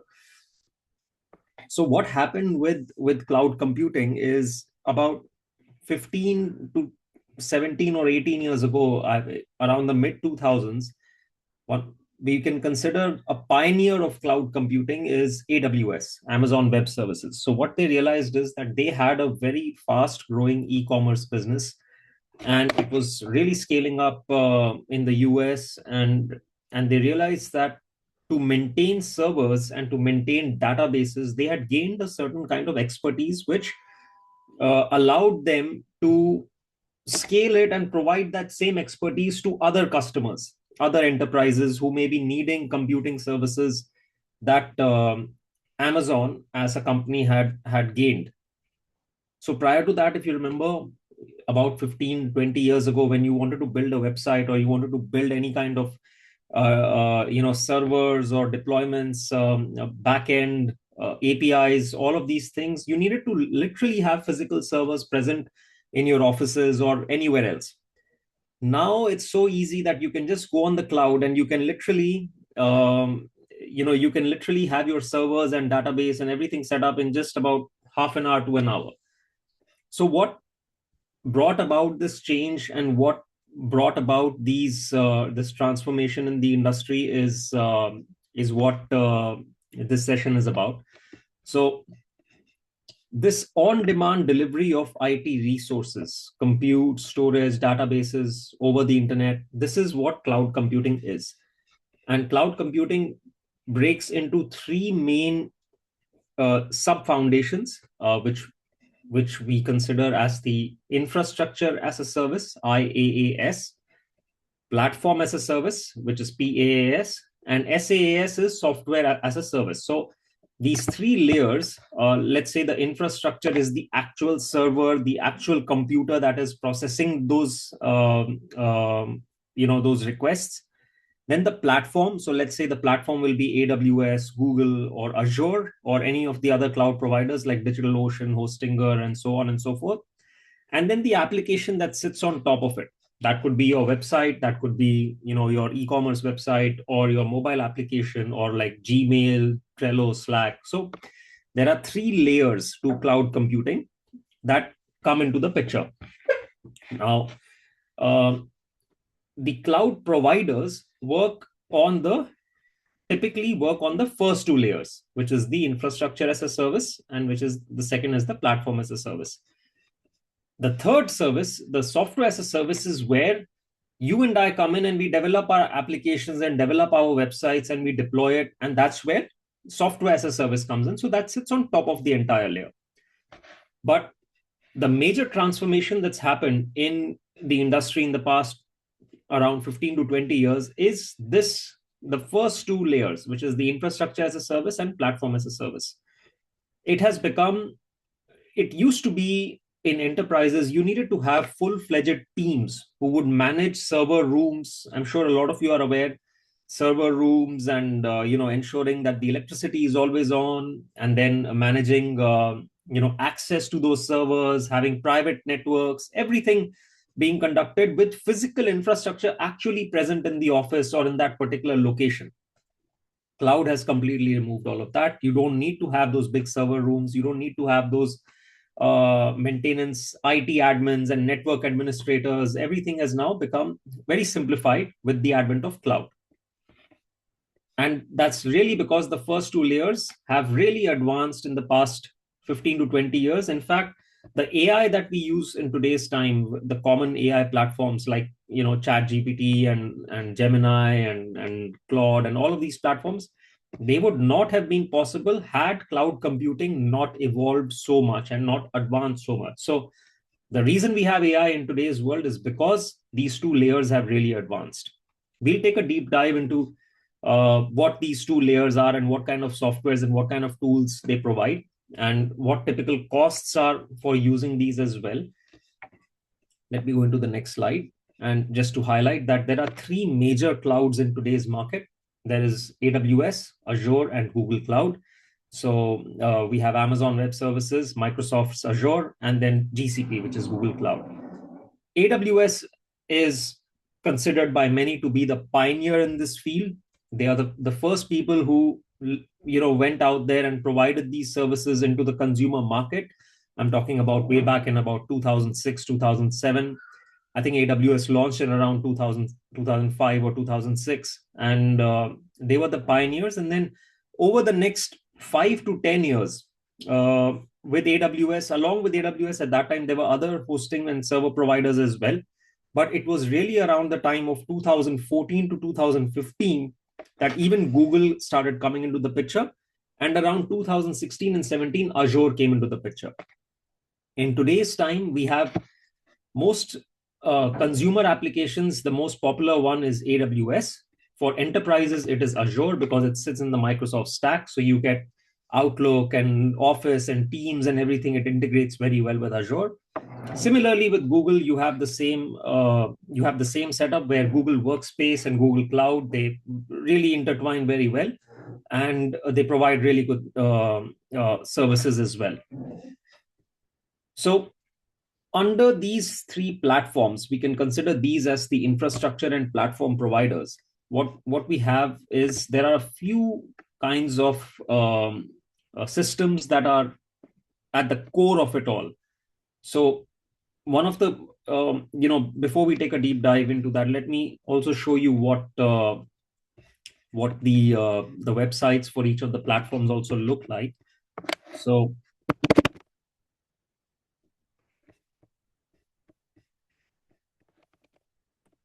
we will be going through these websites and documents throughout the session.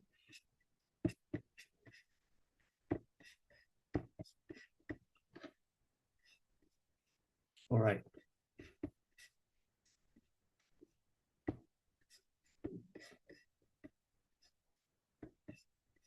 So now if you see, this is AWS, and they've got lots of new things coming up and lots of details. But if you take a look at their main offerings, the products, they have a huge range of products. I would say there are more than 1,000 different products that they offer, and maybe dozens of thousands more when you include the third-party services as well. Similarly, with Google, they are highlighting generative AI, and literally they're doing that because they provide one of the key most popular softwares or AI models, which is Gemini. And then we have Azure, which is on their website. They're highlighting agentic platform, agentic AI, and it seems seamlessly fits in with their model of co-pilot and AI and all those details. So these three platforms are the key, most common platforms, and they even provide solutions. So let's say you pick a particular industry, and if let's say you pick education, so they have some solutions that are available for education in terms of what kind of platforms and what kind of systems you will require when you are in this particular industry. If you look at here with Google, they also have provided the very similar kind of setup. So the industry has evolved so much that now they are actually targeting specific, the cloud computing industry has evolved so much that they can actually target specific solutions for specific companies such as telecommunications, media, and manufacturing and so on and so forth. But at the core of it all, when it all started, so now we have a lot of these, uh, products and solutions available in the cloud. But when it all started, going back to my deck, I will talk about the core of it all, which is known as a virtual machine. So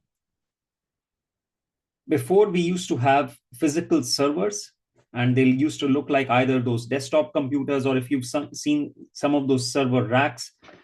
Are people here aware of those server racks? If you can answer in the chat, then that we can have the session to be a little more interactive. But are we aware of those server racks? If anyone has seen, there are lots of those stacks of servers and racks. Yes. And so we have one person who's answered. Anyone else who's seen those racks? We have about 50 people here. So if you've not, you can say no. It will also give me an idea, and I will explain a little better what those are. But to continue, feel free to drop in messages into the chat. So if you have any questions, I'm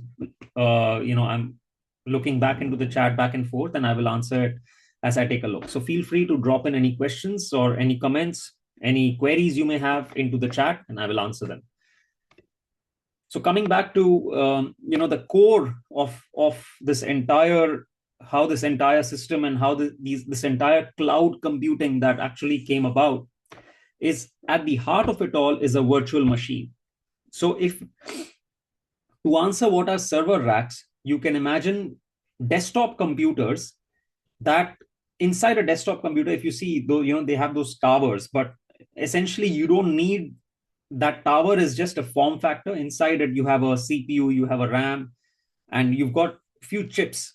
So what those server racks do, they allow the designers, they allow the engineers to place a whole range of servers in a rack. So you could have 10, 20, 30, 40, how many ever servers, depending on the need of your organization or of your solution. You can have those servers that are all layered up together, and they can fit in together, and they take lesser space than, let's say, you having 40 desktop computers sitting next to each other. So the transformation that happened in the industry was with the advent of a virtual machine. So let's say you have a laptop. Your laptop can be considered a single piece of infrastructure, a single hardware. What they did with virtual machines is, inside this single piece of infrastructure, inside this single piece of hardware, they created virtual machines. So let's say there are 10 people who want to use a server, but those 10 people each have their own use case. Somebody, for example, let's say on a very high level, somebody wants to use Word, somebody wants to use Excel, somebody wants to play a game on it, somebody wants to create a PPT on it. What the virtual machines allowed engineers to do at the time was, in one server or in one computer, you could create multiple separate virtual computers. So with this setup, it allowed you to have one piece of infrastructure, one piece of hardware, but inside it simulated multiple, computers, virtual machines inside. So this is at the heart of cloud computing. This is how cloud computing really came about, with virtual machines. When this technology was mature enough that you could take one desktop computer, let's say with 16 gigabytes of RAM, allocate 1 gigabyte of RAM to each virtual machine, and have 16 different applications running in that one computer, that allowed users to scale this into the cloud. So if you see what data centers and what are very common terms in today's time, they are essentially sets of virtual machines that are layered in a singular physical location. So with these virtual machines, what happened is, cloud companies, cloud solution providers like AWS, Azure, GCP, they allowed them to bring in hundreds, thousands, millions of customers, with each customer taking in how many ever virtual machines they wanted. If I had 4 websites, I could take 4 virtual machines. If you had 5 websites, you could take 5. Somebody had 100, they could take 100. So these virtual machines allowed these companies to really scale up. Now with these virtual machines, so these use cases that we see on their website, on Google Cloud for telecommunications, essentially this is a software layer, but under the hood, everything is still a virtual machine. It could be that they've created a set of virtual machines that work best for education industry, set of virtual machines that work best for a telecommunications application, set of virtual machines that work best for manufacturing application. But at the heart of it all, it's still that virtual machine is still the most uh, core piece of engineering that sits under the hood. So these, if you see a lot of these products and each of these platforms, apart from the solutions they provide to government, supply chain and logistics, or solutions here as well, they've got their applications in Azure and products and everything. So apart from all of this, they still provide that core virtual machine, which can, in AWS terms, uh, they call it an EC2 instance. So let's say you don't want to use any of the pre-packaged virtual machines that they are offering, that okay, if you're in education you can use these virtual machines, or if you're in manufacturing, use these. If you wanted to create your own applications, you could literally go and you could type in Amazon, it's called EC2. So basically it's elastic compute and secure and resizable compute capacity for virtually any workload. So you could you could rent out virtual machines with hundreds of gigabytes of RAM or 1 gigabyte of RAM, hundreds of virtual CPUs or one virtual CPU, depending on your need and use case. But they still offer these virtual machines because this is at the heart of it all. In Google Cloud, it's called a compute engine. So this compute engine is virtual machines running in Google's data center. In Azure, they have their virtual machines as well, Linux virtual machines. They actually literally call it a virtual machine itself. So let the page open. And so if you see these virtual machines, you can take a virtual machine with any one of these cloud platforms, whether, and a virtual machine could be of an OS. It could be a Linux OS, Windows OS. They have virtual machines for these proprietary OSs as well, because they're literally a computer, but it's the only difference is there's no hardware for you to type on a keyboard or look at a screen in front of you. But they are all of those. There's all those different aspects that are available in virtual machines. So we have a question: how many virtual machines can be inside? There should be some limitations. So the number of virtual machines are limited by the amount of CPUs and RAMs you have in that particular desktop. So when we talk about some clouds like Microsoft, Google, and AWS, they have millions and millions of desktop computers. But if I give you an example, let's say you have a desktop computer with 8 gigabytes of RAM, and you have an Intel i7 or i9 CPU inside it. You have a basic GPU inside. You could create up to, on that 8 gigabytes of RAM, you could create 10 to 15 virtual machines. But the virtual machines will still be limited by the amount of RAM you allocate to each of those virtual machines. So let's say you have 8 gigabytes of RAM. You are limited by those 8 gigabytes of RAM for the virtual machine. So one virtual machine could have, you could specify one to have 2 gigabytes of RAM, another to have one, another to have 0.5, but no more than 8, because physically you don't have anything more than 8. So whatever number of virtual machines you want, you could create it. You could create virtual machines each with just 100 megabytes of RAM, and you could have 80 of those virtual machines in your CPU. But then everything still comes back to that hard physical limitation. So all of these clouds, they have millions, if not even billions of gigabytes of RAM, trillions of gigabytes of RAM. So they are able to provide this to millions of customers all throughout the globe. But if you take a look here, so they offer virtual machines, and they have all different kinds of instances. Like they have this E2 micro VM. So let's take a look at if we go into the pricing calculator, it gives us a good idea of gives us a good idea of what these virtual machines cost. So you see they have all these different products. We'll take a look at most of them.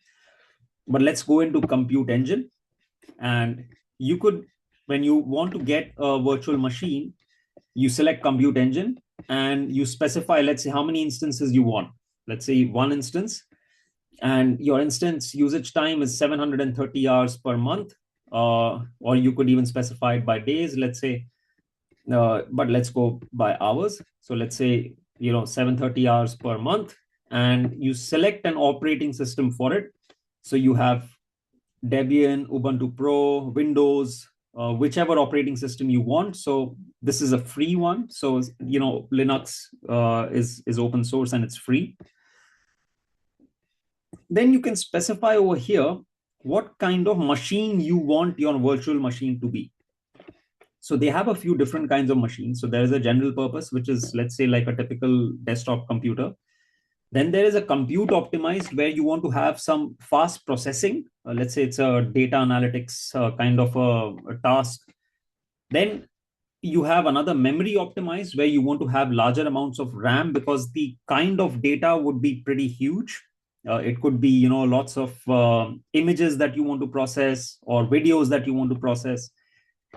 Then you have accelerator optimized. These are where they say CUDA, which stands for CUDA. This is actually GPUs. They have a GPU unit. So let's say you wanted to train a machine learning model or a AI model, you would use an accelerator optimized. And then you have a storage optimized, which you want to use for storing a lot of data, maybe not a lot of processing. But let's take an example for a general purpose virtual machine, and they have different series. So high performance is called C4D. Then there is an ARM based high performance C4A, high performance. And let's take a flexible and cost optimized one. For a typical website, just a website, such a virtual machine is sufficient.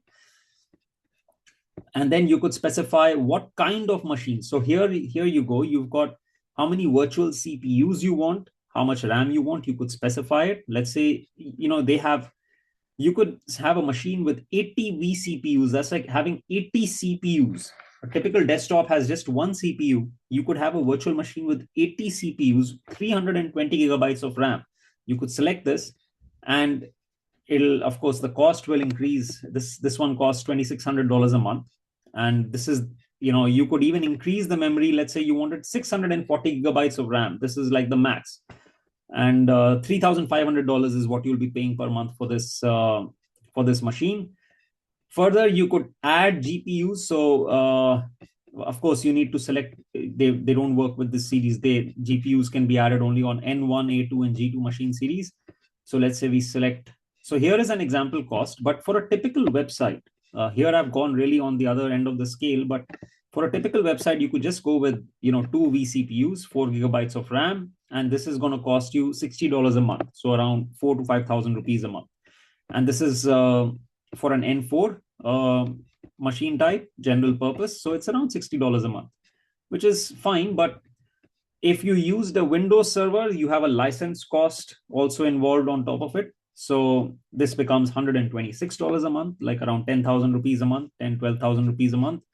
And the different kinds of OS. So SQL Server, if you had a database that you wanted to maintain in a virtual machine, you could take one of these. These also have their own license cost, so they're pretty expensive, around $500 a month for these.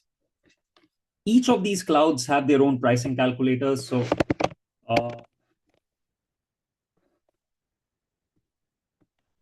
you can always go into the different calculators that they've got. Compare how much a virtual machine costs in each of the clouds before you take a choice. So for a basic website, you could go with a 2 vCPUs, 4 gigs of RAM, and of course this is not SQL Server, so we just need a basic free Debian or Linux, Ubuntu, any of these OSs, and it's going to cost you around $60 a month, for around 4,000 to 5,000 rupees a month. Further, you can also select the location of the virtual machine. So they have data centers all around the world, and last year there was a regulation in India that said that data in India must remain within India. So although that's not a hard legal law right now, it's a good recommendation. That data from India, if you wanted to host it, let's say you picked Mumbai, you could host your data within Mumbai. $61 is what's going to cost you. You could host it in Delhi. Again, you'll have a similar cost, or you can host it in any of these locations that they have data centers in. They even tell you where there is low CO2 emissions. So, because data centers are a key contributor to global warming in today's time, so you've got these highlights as well. So low CO2, let's say you pick Belgium, and it costs you $65 a month. So this is what a virtual machine is. These virtual machines can host your websites, they can do some data analytics for you, they can host your database, host backend APIs, any of these. But at the heart of cloud computing is this virtual machine. This is where actually everything started from. Around 10 to 15 years ago, if you went on any of these clouds like AWS, pretty much the only thing that they would offer are virtual machines for rent. Virtual machines, pay per use, pay per month. And these were basically the only things. But today, if you look at their products, they've got compute engine, cloud storage, BigQuery, Vertex AI, Kubernetes. They have all of these different kind of things. The industry has really rapidly evolved in the past 10 years. And it's happened not because of just technical progress, but because the enterprises demands also had increased. That when they realize, okay, but some enterprises realize that, well, we are using 100 virtual machines for our application. This is becoming too difficult to maintain. What do we do? That's where things like Kubernetes came from, where they said, okay, if you have large scale applications that have hundreds of virtual machines sitting inside, hundreds of containers sitting inside, let's use Kubernetes, so you can use one ecosystem to manage all of those 100 applications that you are maintaining. So it was kind of a combination of technological advancements and demands from customers, where today if you go on any of these clouds, you have hundreds or if not thousands of services on offer. So basically, if we go on this pricing calculator here on, you can use this. If you take a look at the amount of services, they've got application migration service, API gateways, augmented AI, Amazon Athena, Postgres, Bedrock. They've got, look at the amount of services that they're offering. There are beyond hundreds, and it's the same for Azure as well. So lots and lots of applications, lots and lots of cloud softwares and cloud tools that have come up, and it all evolved from the simple virtual machine. When that virtual machine came about, in today's time, you have things known as Dockers. Is anyone aware of Docker here? What Docker is? You can answer in the chat. Do we have anyone who knows what Docker is?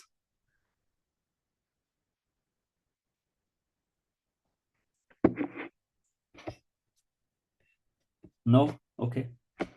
So basically, Docker is a kind of it's a virtual machine that can run inside a virtual machine.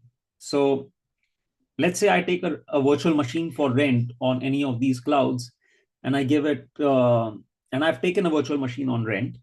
I want to run 10 different applications inside that one virtual machine. I could create 10 Dockers. So Dockers are basically virtual machines inside virtual machines that can run on these virtual machines, and they provide their own mechanisms where you can they have self-healing, where if there's an application crash, a Docker will attempt to self-heal itself. And if you have dependencies within an application, you can Dockerize it so your dependencies from one application don't affect the dependencies in a second application. So these are all related to running a virtual machine inside a virtual machine. That's what a Docker container is. So all the way from virtual machines, now on the cloud, typically to run any application, you basically need three things. You need, on most, let's consider a website itself. You have a website, the front end of it. Let's say this AWS website that we are looking at right now, or let's go here. Let's go into this Google website and we see overview. So this is basically a website, and in this website you have the front end layer. Then you have some data sitting in the back end on the server, where when we click something over here, for example, we click documentation, and it'll take us to the documentation page. It'll fetch some details from that server and then present it to us here in the front end. And lastly, you will have a database sitting somewhere where user information, user details will be stored. So you need a front end, you need a back end, and you need a database. For any application, these are the three core things that you require. Front end applications, backend applications, and database can all be hosted inside virtual machines. Everything you can put all of those details inside a virtual machine. However, when most of these clouds, how they evolved was when customers realized that hosting everything inside a virtual machine also means that you need to maintain those virtual machines on your own on a day in and day out basis, which means that, let's say there's a security patch for Linux that needs to be done. You need to maintain that patch on your own. You need to update your virtual machine, because the cloud is not going to do it for you. The cloud has given you a virtual machine, but what you do with that machine is really up to you. So a lot of these products, where if we go back to some of these services that they've got applications as services, or databases as services, where you can actually rent out databases from them as well. Now, what happens here is, instead of you hosting your own database inside a virtual machine, which you really can do, it's cheaper if you do it like that, but then you need to maintain the virtual machine on your own. Here in this case, what needs to be done is, you can just take a database as on rent from them. Let's say you pick a SQL Server database from here, and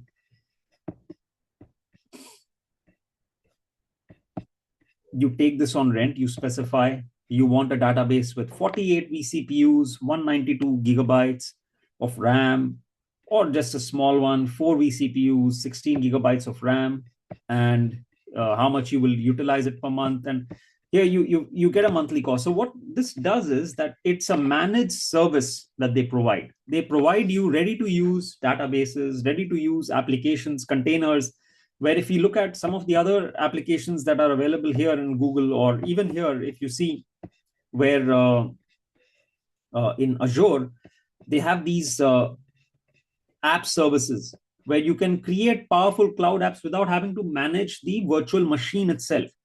Because what's happened is, earlier, 25 years ago, your infrastructure, your hardware was what you managed.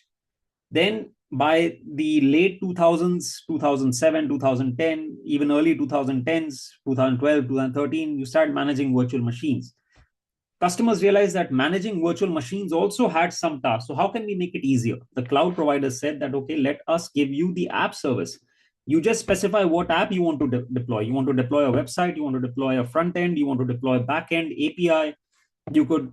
So they provide, for example, static web apps. If you have a static website that you want to host, you don't want to manage the virtual machine, you just want to host a static web app. You could use any of their readily available tools, and you could host these apps directly without having to manage the virtual machine. So the cloud provider then manages that virtual machine, does the security on it, does all of those details. Of course, they charge you a little bit extra for using that managed service. But this is how, from a virtual machine, the cloud has come all the way to providing you hosted apps. You could just have your app and you could deploy it, or even on a mobile applications as well.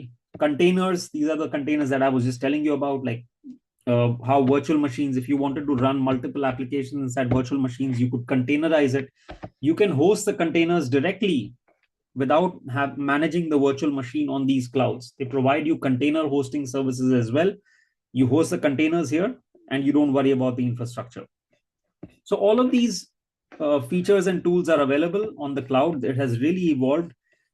And where it really started from is that virtual machine. So if we take a look at some of the,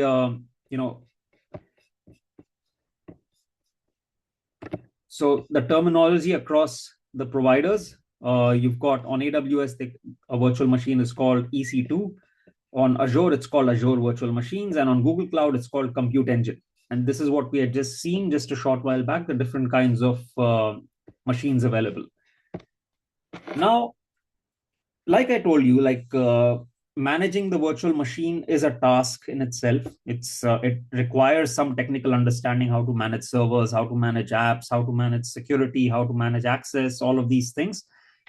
Another aspect that came about is serverless computing. So let's say you wanted to host a set of APIs. By API, an API, it stands for an application programming interface. Basically, what APIs do, they provide mechanisms to fetch or send data from to and fro on the internet.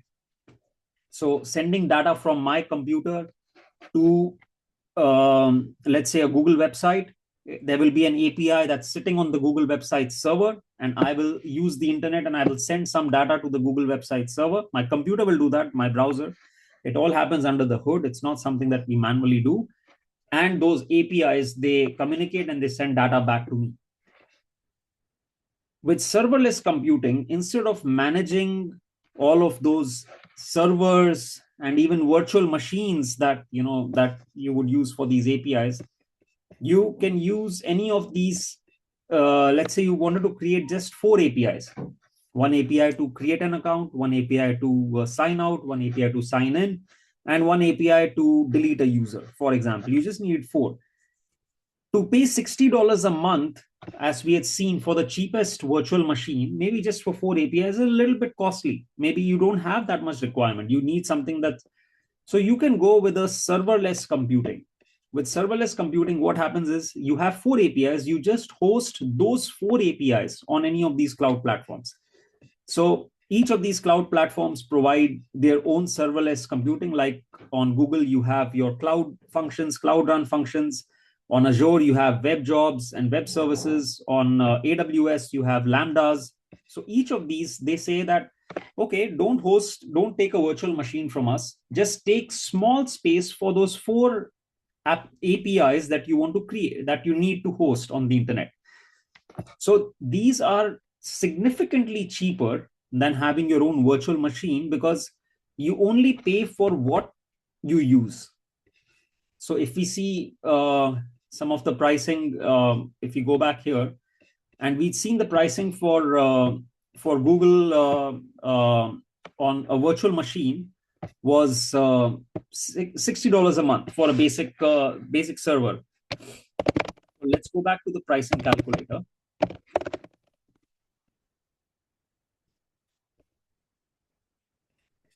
And here we go into, so by the way, if you see these, they offer cloud GPUs and all of these, like GPUs are very, popular in today's news. You can rent them from here as well if you had any tasks. They're very costly, but if you had some tasks, you can rent out GPUs as well from each of these cloud providers. Now, if you, for serverless, back to serverless hosting, so let's say you take a cloud run. So basically a cloud run is nothing. It allows you to run front-end and back-end services, batch jobs, and queue processing without the need to manage the infrastructure. So no need to even manage virtual machines. First, they removed the need to manage servers, physical servers. Now they have removed the need to manage the virtual servers as well. So you only deploy the applications that you want to do, and you don't need to do anything else. These are significantly cheaper. Let's say you take a service over here and you pick Belgium with low CO2, and you say that the number of requests per month is, let's say, only 1,000 people are using your service every month. So your cost is 1 cent per month by going serverless. So we had seen earlier that you had to pay $60 a month for a virtual machine, but let's say only 1,000 people use that. So that $60 a month is really expensive. But here, with 1,000 requests per month, you pay only 1 cent. If it goes to, let's say, 50,000, you will pay maybe 50 cents. If it goes to, let's say, 1 million, you're going to pay $8. So you pay only for how much you use, and you can specify the advanced options over here. You can specify how much. Here as well, you can specify how many CPUs and RAM you want. Let's say you wanted 4 vCPUs and you wanted to give your service 16 gigabytes of RAM. It's still cheaper than taking your own server and giving it 10 million requests, 1 million requests per month. You're still paying only $47. So serverless computing, this has become really popular in the last 5 or 6 years. It's become really big. And really, because it allows you not to take dedicated space for your applications, like fixed space for your applications, for the entire month. You only pay for how many ever people use your application. So it's like a pay-as-you-go model, which works much better. Now, having said that, you can even not just do this, you can even run jobs. Let's say you wanted to run some batch jobs where you wanted to fetch data on a daily basis and you wanted to store it in your database. So you could use a batch job over here, like a batch job, batch processing, scheduled data transformations. And let's say you ran 730 of those executions for a minute each, you're only paying $2.46.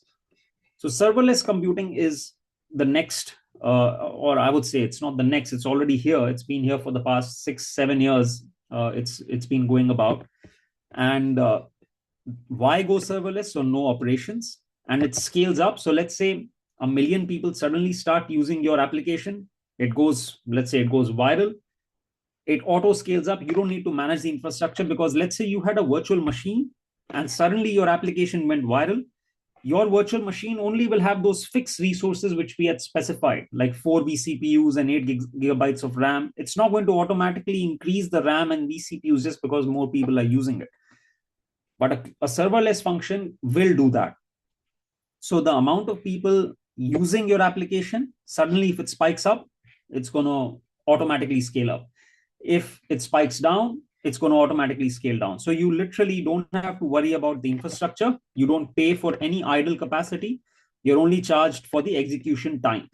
So how many ever seconds are used, you pay for that. So serverless computing is really widely in use today. And on AWS, it's called Lambda. They call it Lambda. On Azure, it's called Azure Functions. And in Google Cloud, it's called Cloud Functions, but now it's also called Cloud Run. So it's Cloud Functions and Cloud Run. And they have different services that provide you these serverless compute facilities. So this is how to manage your applications, serverless front end and back end. Now, earlier we had also seen a third thing, which is databases. So all of these clouds also provide databases. Typically, databases fall under two main categories. One is the SQL database, which is a structured database. And then in the past 7 or 8 years, a very popular kind of database has come about, which is the NoSQL database. So there is no SQL in it. The data is stored just in the form of collections.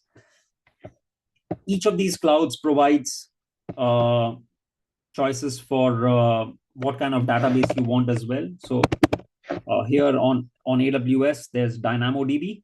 It's a document database and delivering single-digit millisecond performance at any scale. These NoSQL databases are fantastic. They're really fast. But if you had complex queries, complex SQL, big data that you need to transform, maybe the better way is to use a SQL database. Now, there are different kinds of databases as well. When you speak about SQL, you've got your AWS RDS, Azure SQL, Google Cloud SQL. And then you have NoSQL, which is DynamoDB, what we just saw. You've got Cosmos DB, and then you've got Firestore, Bigtable, BigQuery. MongoDB is another kind of a NoSQL database. So there are lots of different tools as well. So how do you decide what kind of database you want to pick? The best way is to first define what your application does. What is the scale of your application? Is it more about, simple queries like fetch user data, send user data, or or save, let's say, likes and posts and stuff like that. Maybe a NoSQL database works very well. But if you had lots of data, let's say invoice data, structured data that you wanted to query, or accounting data, financial data, or sensors data, manufacturing kind of data, then maybe a SQL database would work much better, because it allows you to run SQL queries and fetch the specific data that you're looking for. So what we've seen so far, we've seen virtual machines. To run an application, you typically need three things: a front end, back end, and database. Clouds offer you server-based hosting for these three things as well, like virtual machine-based hosting, like for your website, for your API, for your database, and the serverless-based hosting as well, where you can just specify the jobs that you want to do, and the cloud will host those jobs for you, and you pay only for what you use.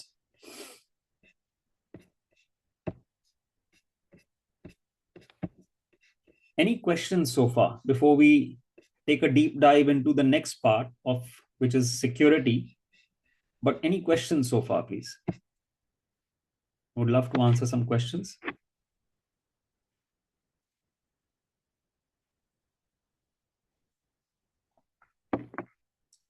No questions? How many people here use the cloud, have used the cloud?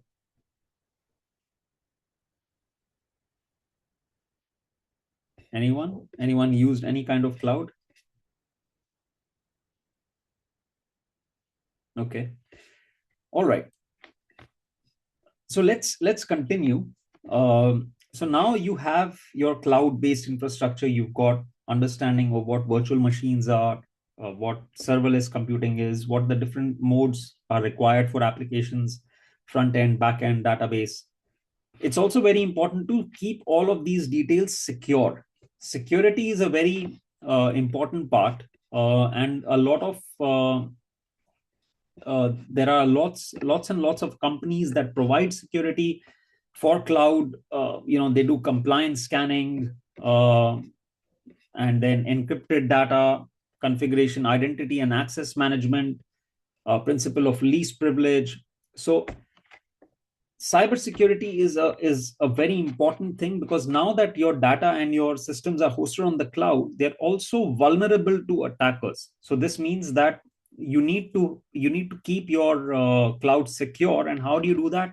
You ensure that the basic things like your passwords and your credentials are secure, but you grant only the permissions as well. So if you see each of these clouds, they provide holistic documentation on identity and access management. So if you go back to the home thing here, go to docs, and we go here as well.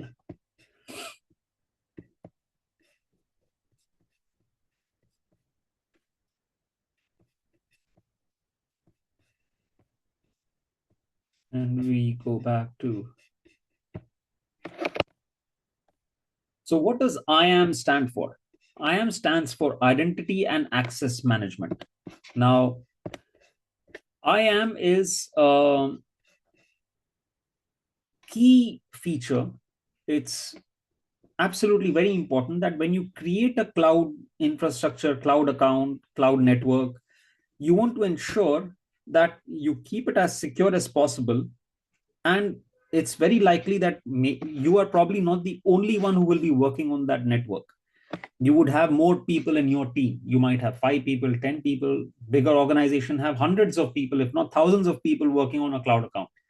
How do you secure all of this?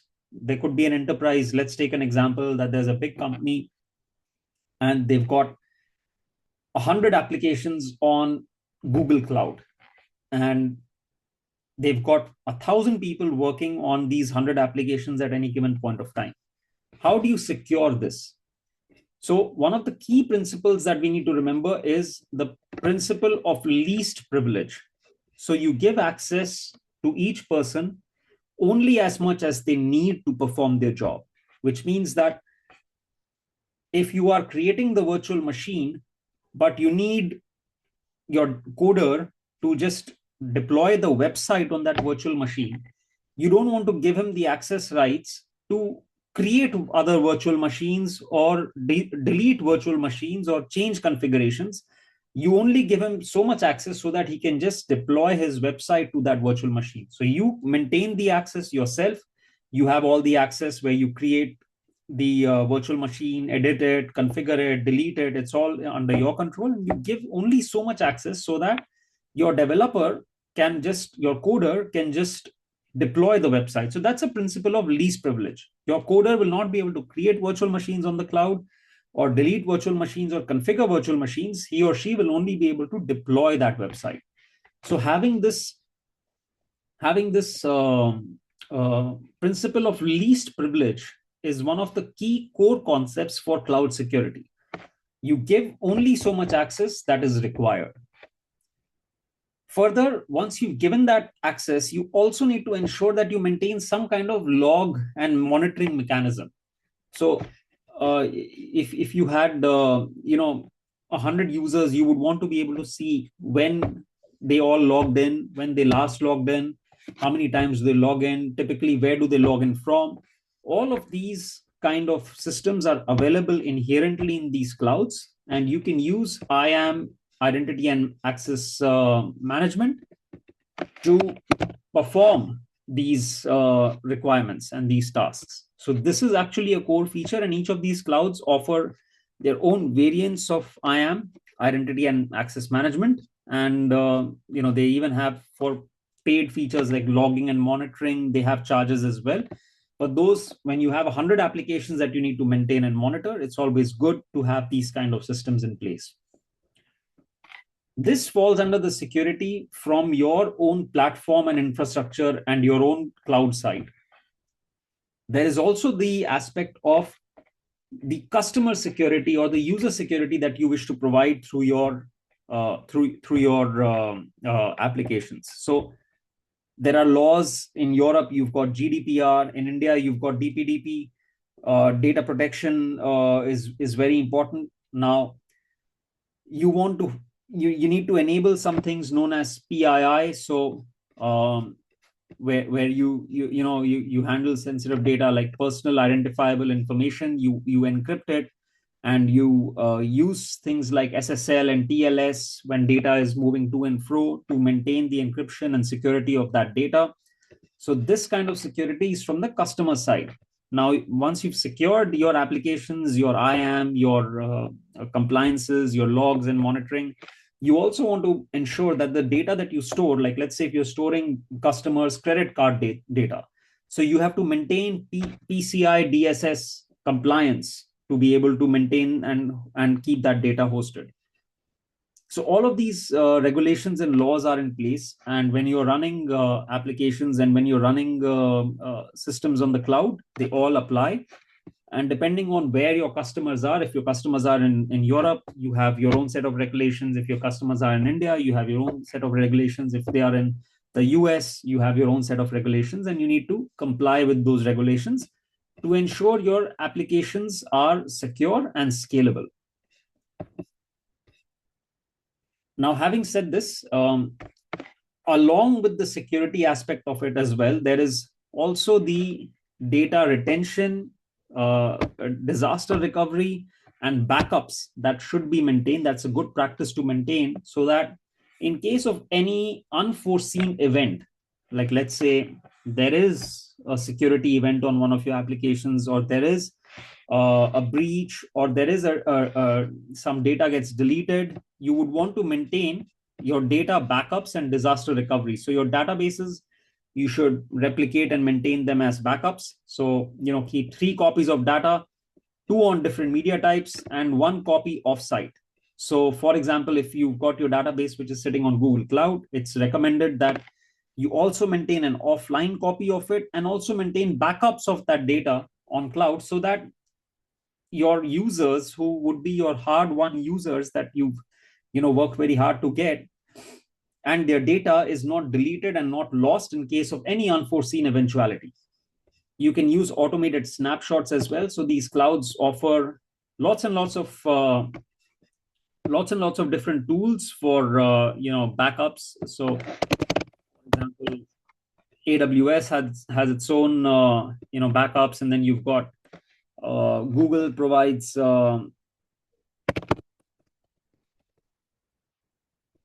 disaster recovery. So here you've got, not in AWS, we will see encrypting data, AWS backup, here it is. Yeah. So here you can use backups.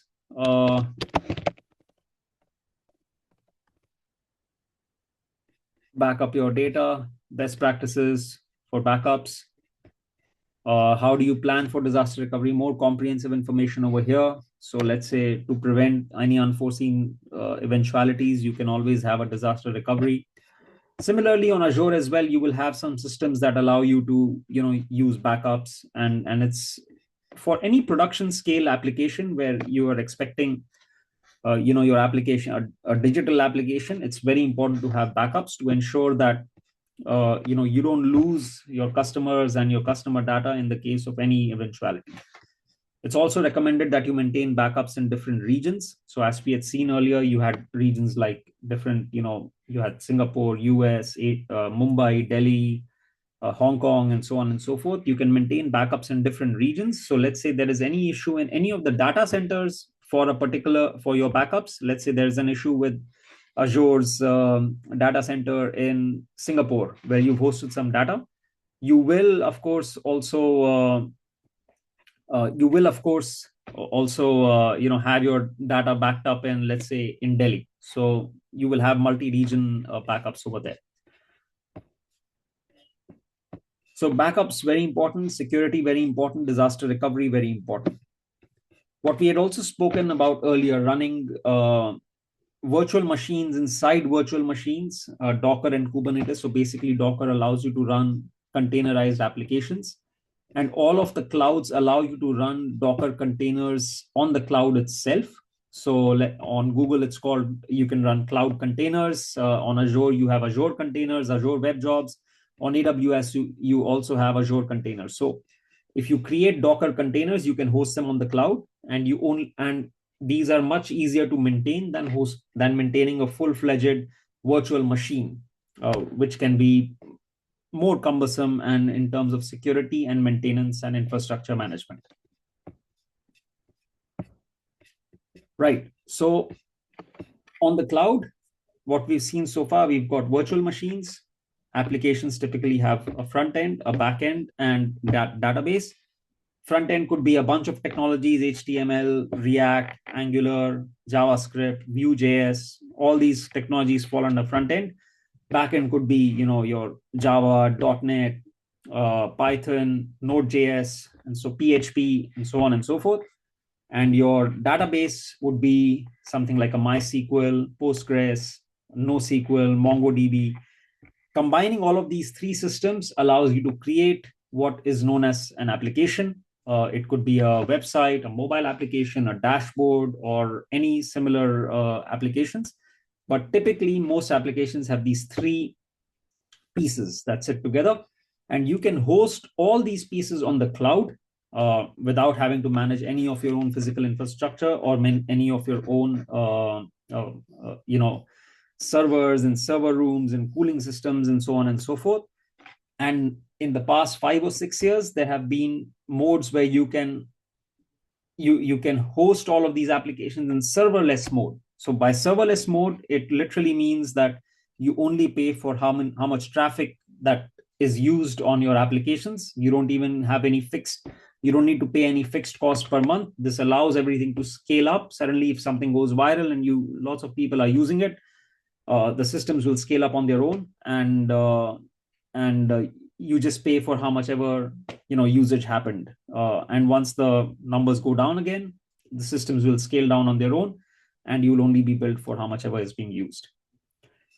So this is all happening on the cloud. There are hundreds and hundreds of different applications on the different kinds of solutions that they provide on the cloud. And I would suggest that you take your time to go through the documentation here, see the kind of products that they have on offer, see the kind of solutions. Always a good idea to just go into the kind of solutions that they offer, and it helps with just having a view of the entire ecosystem. However, another kind of computing that's also come up in the past few years is edge computing. So we've seen cloud computing. We know earlier there used to be server-based computing where we would have server rooms and all of that infrastructure. Now we have small edge computing systems as well. So what are edge computing systems? Basically, they are small computers and small chips that work with, that provide you with compute, but they are not that costly, and they can be deployed in like Internet of Things, IoT based systems. So let's say you wanted to have a smart home, a home, that the moment you enter, the lights go on, the AC goes on, or it knows your preferences. That okay,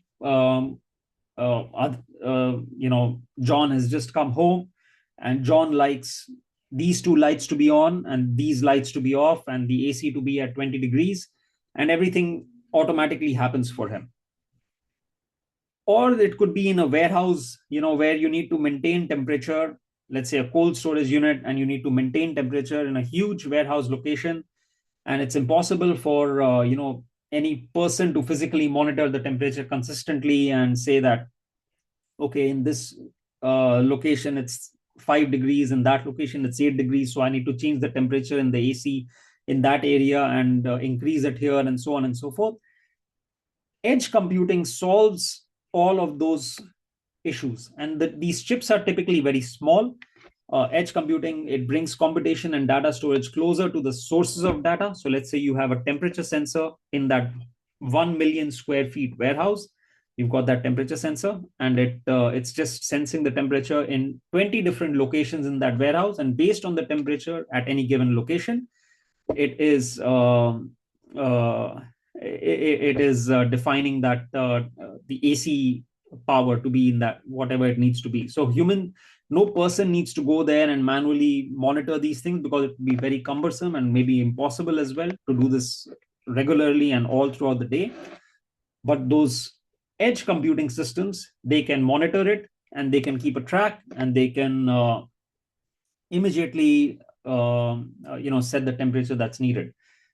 Similarly, edge computing systems also work in, let's say, self-driving cars, where you want your sensors to take a look that, okay, where do you have a pothole coming in front, or there's another vehicle, or somebody's crossing the road, or there's a red light.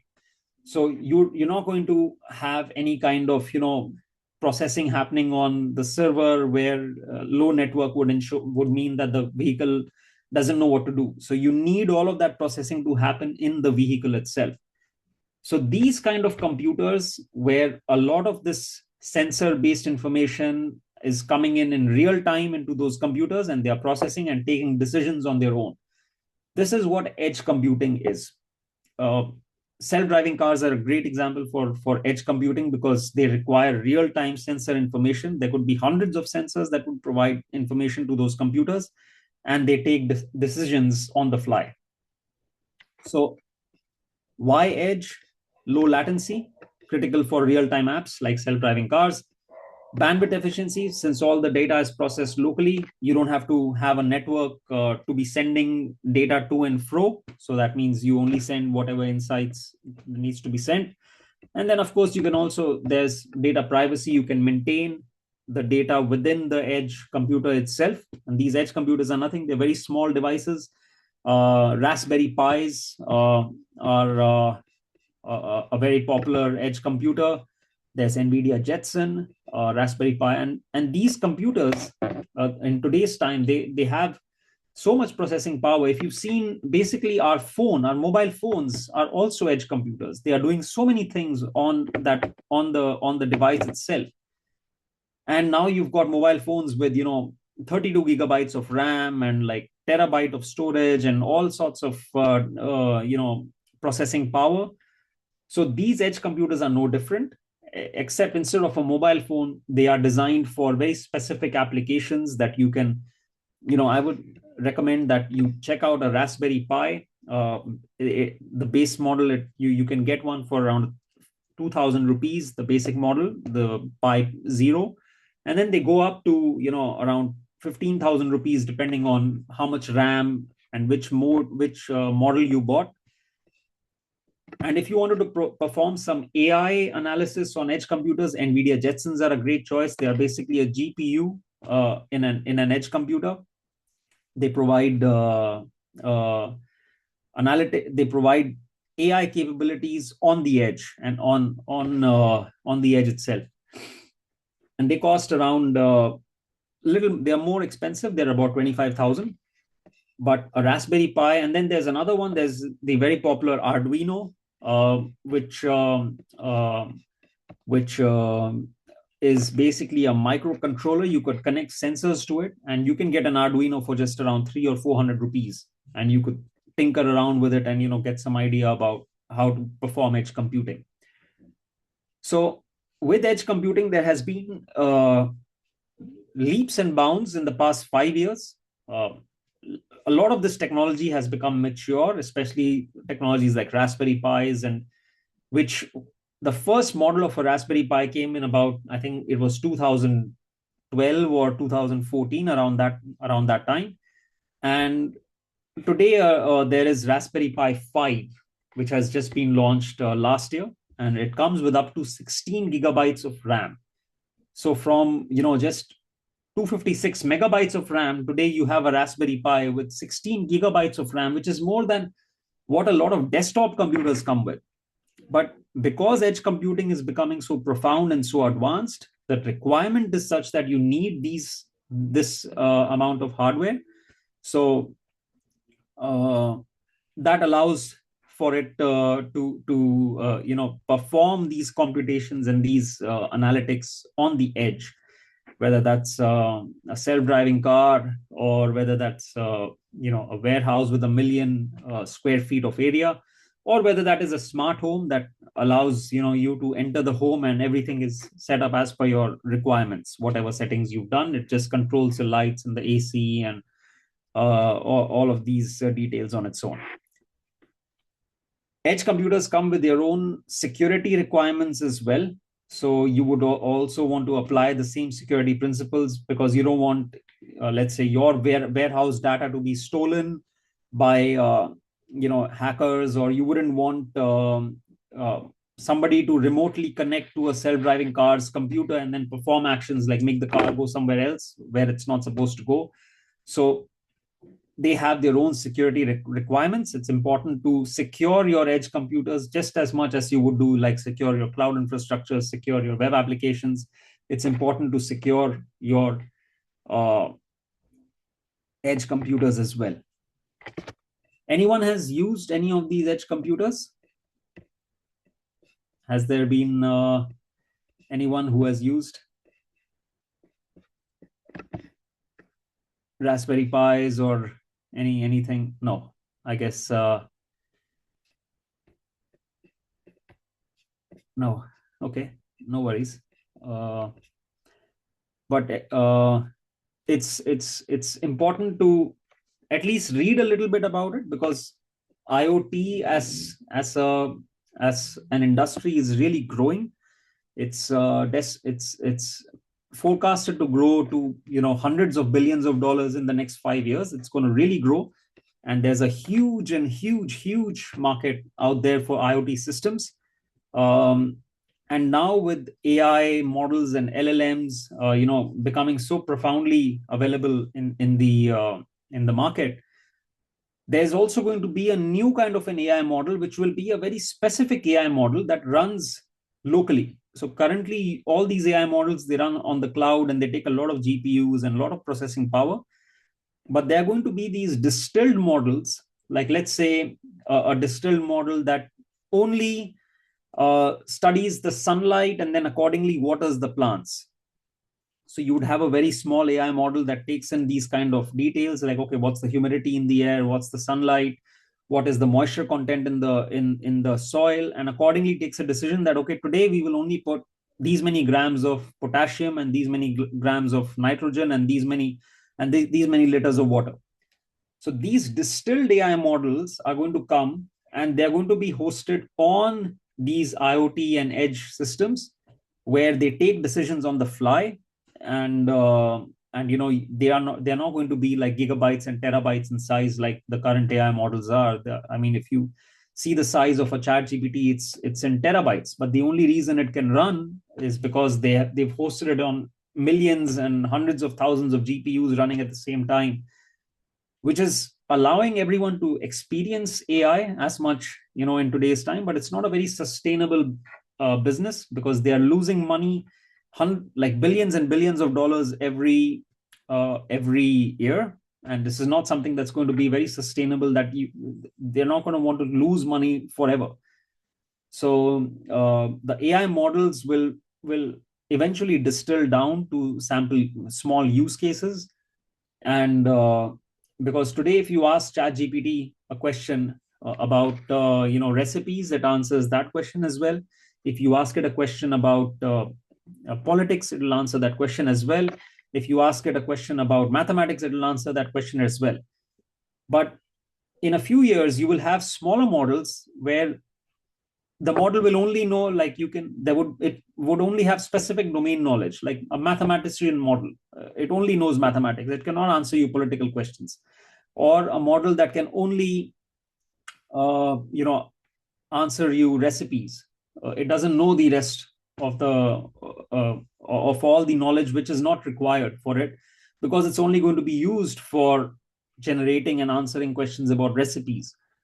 So in 1 or 2 years, and these models will be so small that they will be able to run on their own on small on small edge devices like Raspberry Pis and NVIDIA Jetsons, and that'll allow for everyone to experience AI and not burn billions of dollars in managing the infrastructure. So we've got what we've seen today. We've got your cloud, and then you've got your virtual machines, you've got the different kinds of databases, technologies, and maintaining security, IAM, identity and access management, maintaining compliances, data privacy. Then you've got edge computing, your Raspberry Pis, Arduinos, NVIDIA Jetsons. You've got AI coming into the picture, and LLMs, which are essentially large language models. But soon enough, you'll have small SLMs and small language models also come up. And maintaining compliance for all of these is also very important. So there are different kinds of compliances that can be maintained on the cloud. You've got GDPR, SOC 2, ISO 27000. So you've got all of these compliances, and these are all related to security. And in the next 1 or 2 years, all of these technologies, all of these systems are going to be, more and more integrated with each other. So, like you've seen today, you wear a smartwatch, it gets integrated with your mobile phone. And if you sync your data to cloud, it starts sending data to cloud. If you use something like a Fitbit or any of those applications, they provide you analytics. You can go to a dashboard and you can see a whole bunch of things. Sports teams are using a lot of these AI models as well. Everything is getting more and more integrated. Your cars today are smart cars. They're integrated with your mobile phone. And your mobile phone is probably integrated with your Google Workspace or your and sending data to the cloud. And then you can link it with a whole bunch of things, your Google Calendar and your maps, and so everything is going to get more and more integrated. And if you want to build things in the technological landscape, it starts with a good understanding of the cloud, because cloud is where all the processing and all of the infrastructure is hosted today. And understanding how to use the cloud in such a way that it's scalable, and it doesn't burn a hole in your pocket, like using things like serverless computing and using pay as you go models and lightweight models. Then you're able to scale when needed, and you don't pay a whole bunch of money. Then you have your security, and finally everything sits together. And if you, let's say, you wanted to integrate a AI model that runs on your vehicle, you could build a small model, and that listens to your vehicle activities, and knows that, let's say, if it's noon, it knows what kind of music you listen to, and accordingly plays that kind of music for you. Or you tell it that play upbeat music for me today, this evening, maintains a list of your recommendation and your playlist choices, and then it presents that music for you. So everything is getting more and more integrated, but it's important to understand the base and the basic concepts, so you can build things that scale up, and not things that scale down, in the sense of like ChatGPT, where they've provided AI to the entire world, or these LLMs, but they are general knowledge systems. They have knowledge about everything, and they're very heavy to run. But once you distill them down and you have specific models, they would be easier to run. And each of the models will then cater to that particular user who's looking for, let's say, physics expertise or mathematics expertise. And it's still not billions of dollars in cost to run. So, yeah, that's what today I wanted to share in this session, understanding how everything has moved to the cloud, edge systems, and maintaining security. And I would like to open the floor now for questions. So would love to have some questions. You can post them in the chat, or you can ask them in the meeting itself, and I would love to answer them.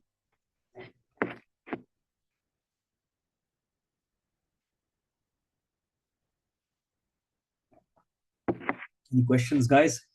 Did we learn a good amount about cloud computing? I hope we've seen the different pricing calculators, how to uh, have different kinds of systems and compare prices. Each of the clouds provides their price calculator, so before you deploy, you can always get an estimate, see which one gives you the best price, and then go with that cloud. And then even with the your use cases, you can always use AI as well. ChatGPT and Gemini, and they're very good in recommending cloud services for you based on your use case. So you can always use AI.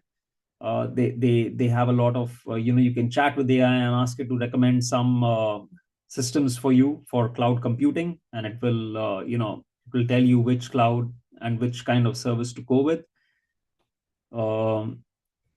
Databases, if you have complex, you can go with SQL, NoSQL.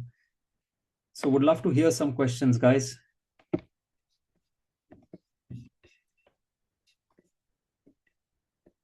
No questions? Any questions, Kamna, from your side?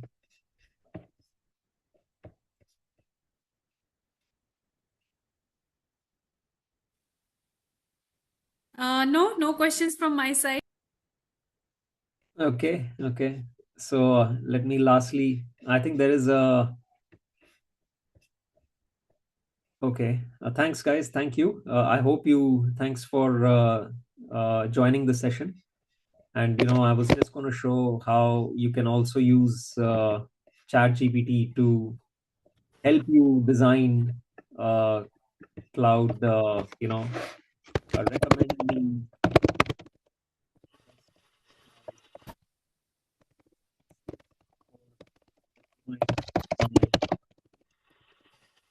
ask it a question, and then it'll come back to you, and it'll give you, let's say, AWS, it says EC2, light sail, Google. So we've seen, just earlier we had seen all of these things that I'd shown you. So you can always go into ChatGPT or Gemini and ask it to recommend services to you.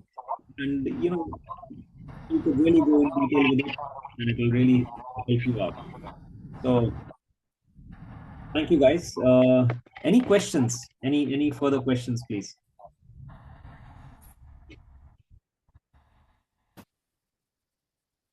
I think everything is clear. No one has any questions. So Thank you so much. Thanks, Aditya, for taking this session. And please do share with me your presentations, which I can share with the group. Thank you so much. And guys, I will see you tomorrow at 6 o'clock. And I'll try to figure out why you're not able to see your group. So I'll work with the team on that and let you know tomorrow. And none of you is able to see your groups now. If there's even a single person who can see their groups, please do message me.